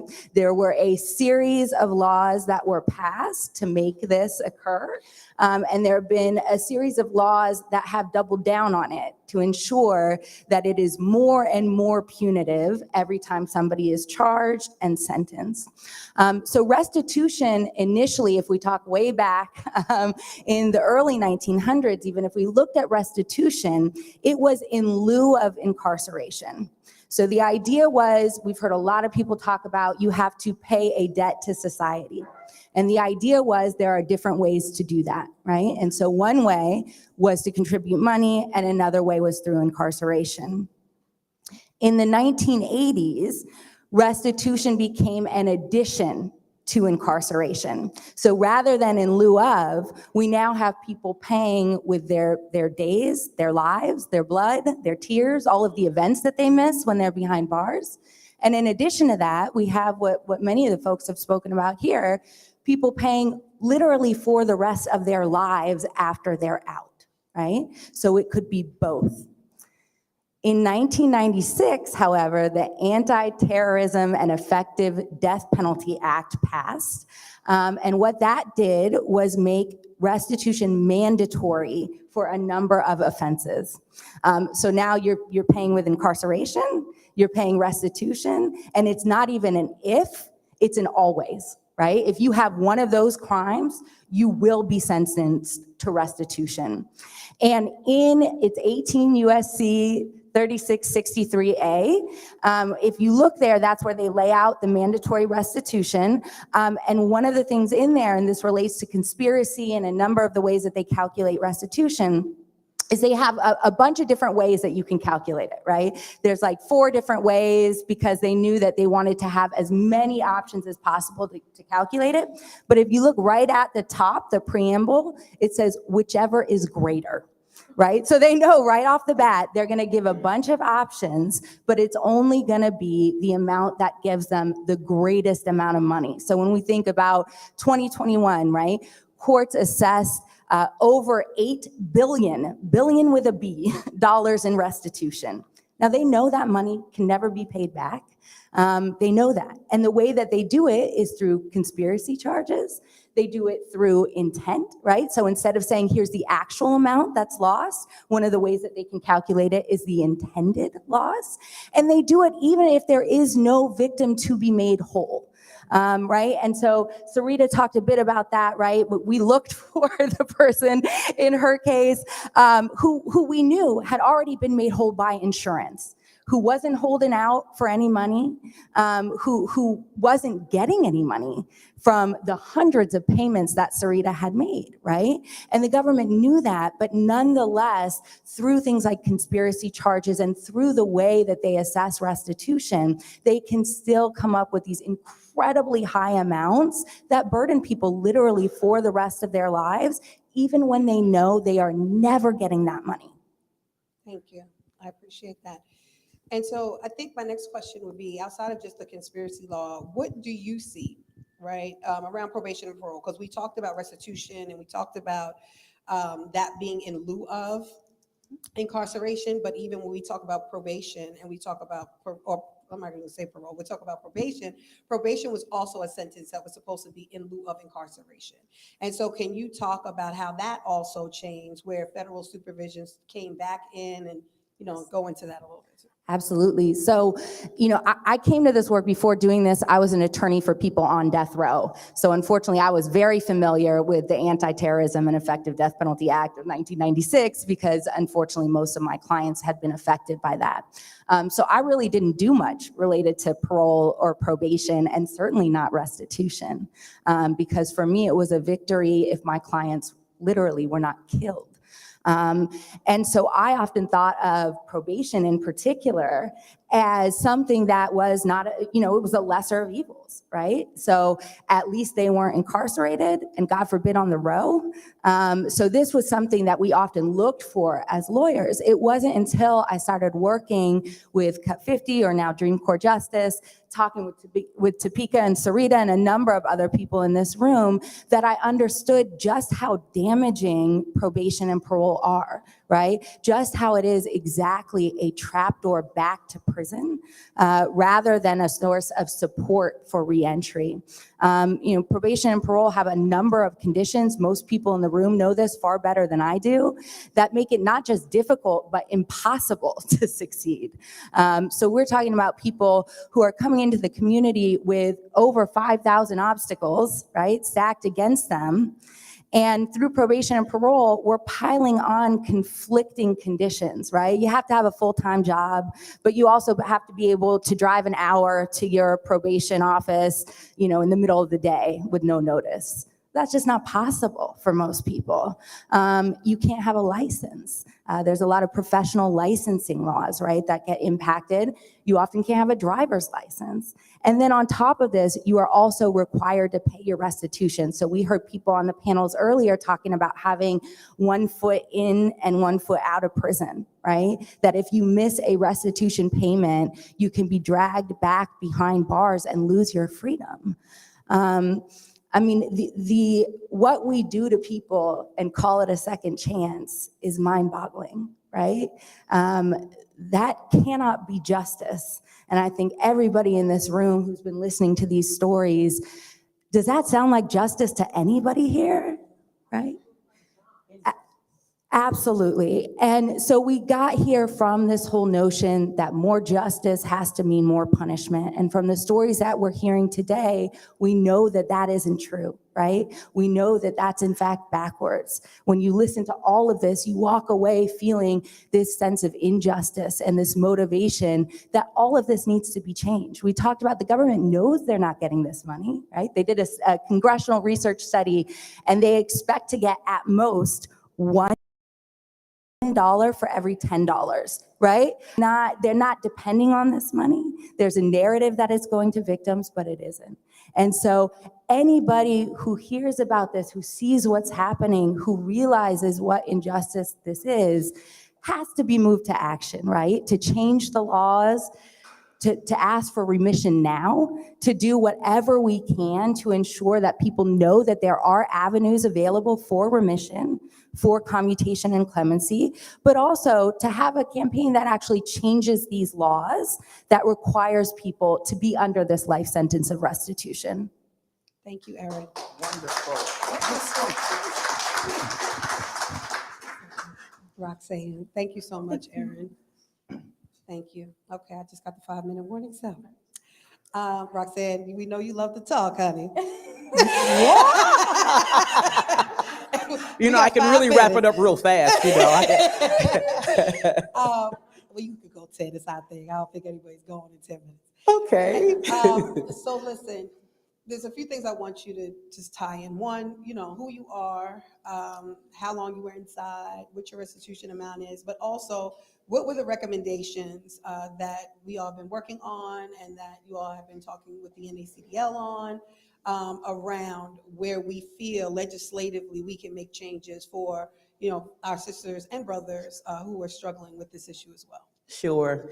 Thank you all for being so patient. So my name is Roxanne Jackson, and I'm from Chicago, Illinois. I was a practicing attorney, a very successful law firm, but I made a mistake. I accepted full responsibility for that mistake.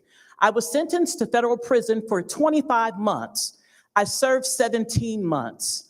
My children were at home in law school, trying to make things right, and I was there still trying to be the matriarch of the family, because that clearly was what I was. My restitution is $1,172,000.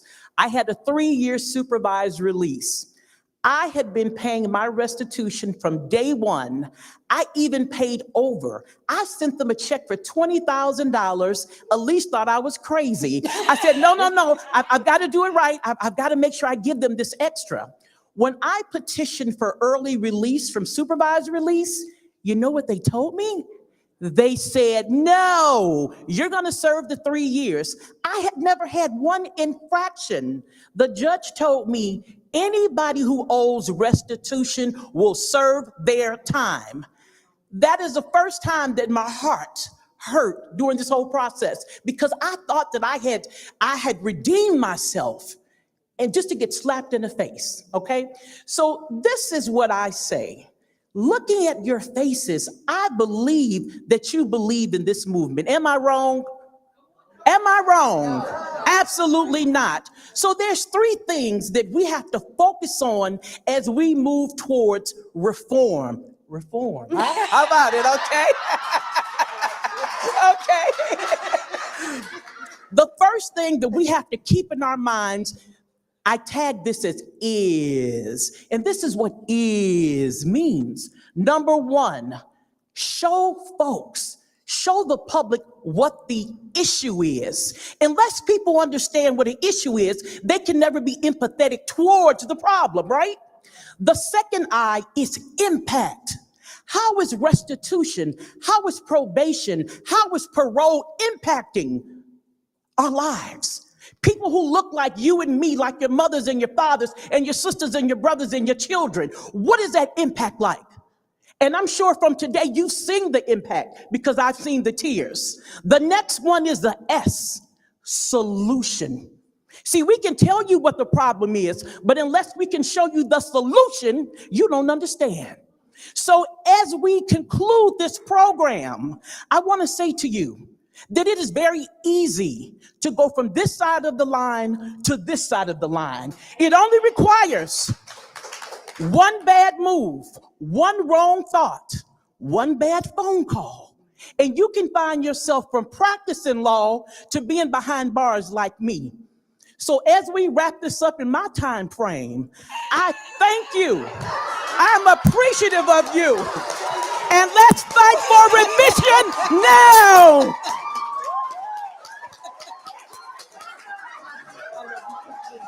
Wait a minute, don't go anywhere yet.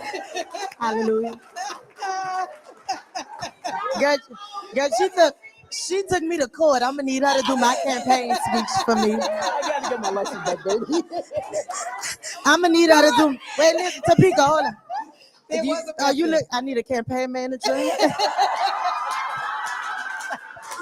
I need somebody to write my speeches for me. Because I thought I was in church, y'all. Amen. Hallelujah.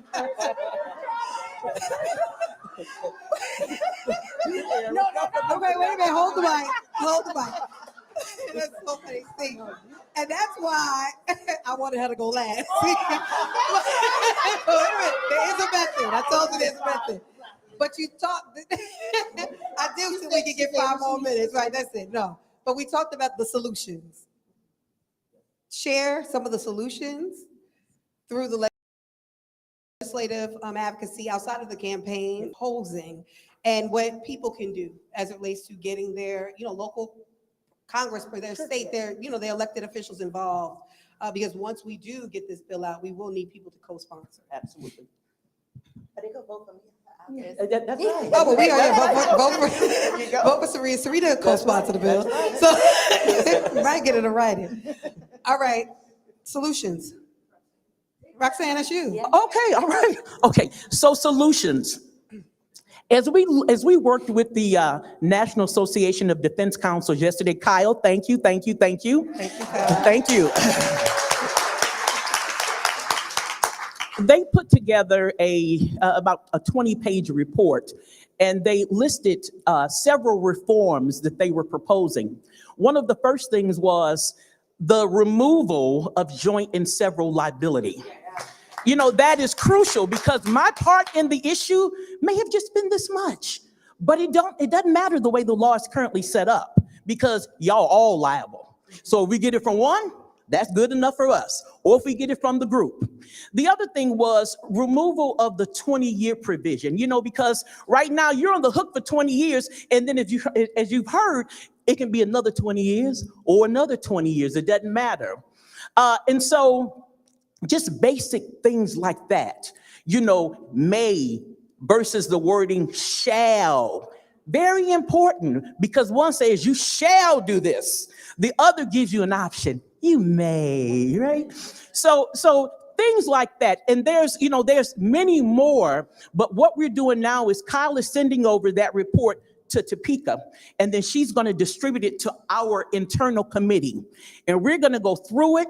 We're going to make some more recommendations. We're going to do a little tweaking, and then it's going to go back to Kyle, and we're going to get some stuff done, because as we all say, remission now. God bless you all.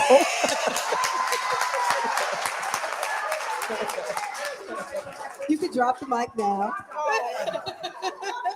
You can drop it.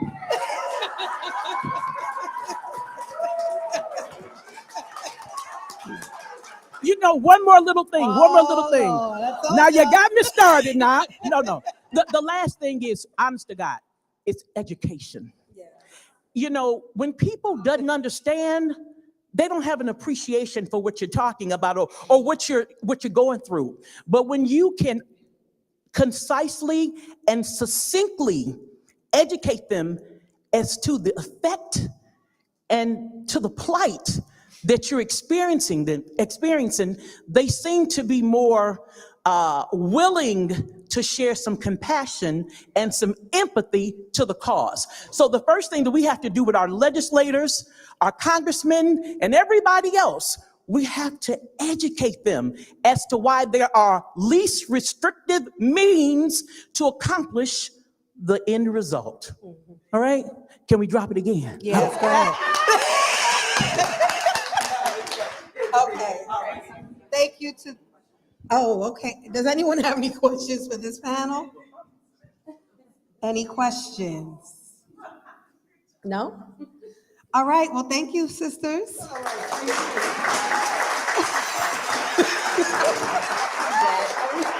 I love it. Thank you.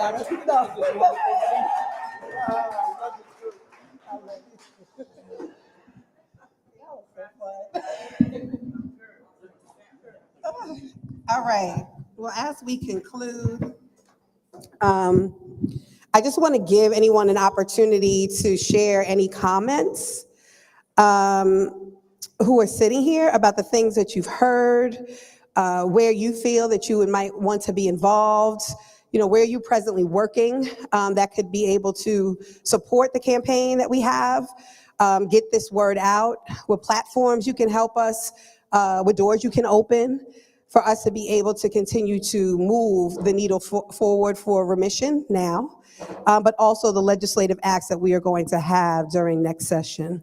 I'm going to first pass the mic here to my friend Mia Thrash, who is a practicing attorney, who wants to share something. Hello, good afternoon, everyone. Thank you for joining us. I've had the pleasure to spend the last 2 days with the women in this room and to learn, admittedly, about restitution. And I'm a lawyer, and I've practiced defense. I didn't know about restitution. I didn't know how it impacted the actual people. I have, sadly, been a part of people's sentencing, looked at their paperwork, and that number didn't matter to me. The only number that I cared about was their sentence. And I have to take my own responsibility for that because I'm a critical thinker, I think. I think I'm smart, but I never challenged it. The people who trained me didn't tell me I should challenge it. I was taught to challenge your sentence, challenge the evidence. And so it just continues. And so that starts at the educational level. And so what I shared with the ladies, and I'm sharing again with the people in this room, that's what I can do. I can go back to my colleagues. I can now say to my colleagues when we're at happy hour, are you challenging the restitution on that? Where did that number come from? Oh, he's facing 10 years. Oh, and I sat after my first encounter with the ladies, and I went home and I said, I've had a lot of cases. I've been practicing over 10 years now. How come I don't remember what the restitution was on any of those cases? I can tell you someone was facing life and they ended up getting 5 years. I can tell you someone was facing life and they ended up getting 15 with, a chance for parole at 10. Why don't I remember the restitution? Because when those humans, those individuals, my clients who trusted me, come home and they try and get a home and they try and get a bank account, they're gonna say, Mia, I'm home, but I can't do anything because of that number that you let them put on me, 2 million, that we said, oh, that's nothing, you're not gonna have to pay that. That number is arbitrary, don't worry about that number. But that's not the case. So that's my personal story. That's what I'm gonna take from this. That's what I'm gonna move forward. We're gonna met a partner today. We're gonna work on some CLE because that was another thing we discussed. We have to do CLE as lawyers, that's continuing legal education. I've never seen a CLE offered on restitution. Just a framework, just to put it in your mind's eye that you can challenge it. You can question it. And so that's what I'm gonna do. And so I challenge all of you to, as Topeka said, think about in your own lives a way that you can help to move the remission movement forward. Thank you. Would anybody else like to share before we wrap up? Okay, don't worry. We have all your email addresses and we will ask every single one of them. Thank you. Well, this concludes our program for today. I'm really, really grateful for all of you being here, who are here and also viewing. Again, thank you to our partners at Reform Alliance for working with us and getting us here. Thank you for the NACDL, who has been a part of helping us think through the legislation. Thank God for all the sisters who are sharing their experiences and their stories. Support Sarita Stibbs' campaign. She is one of ours.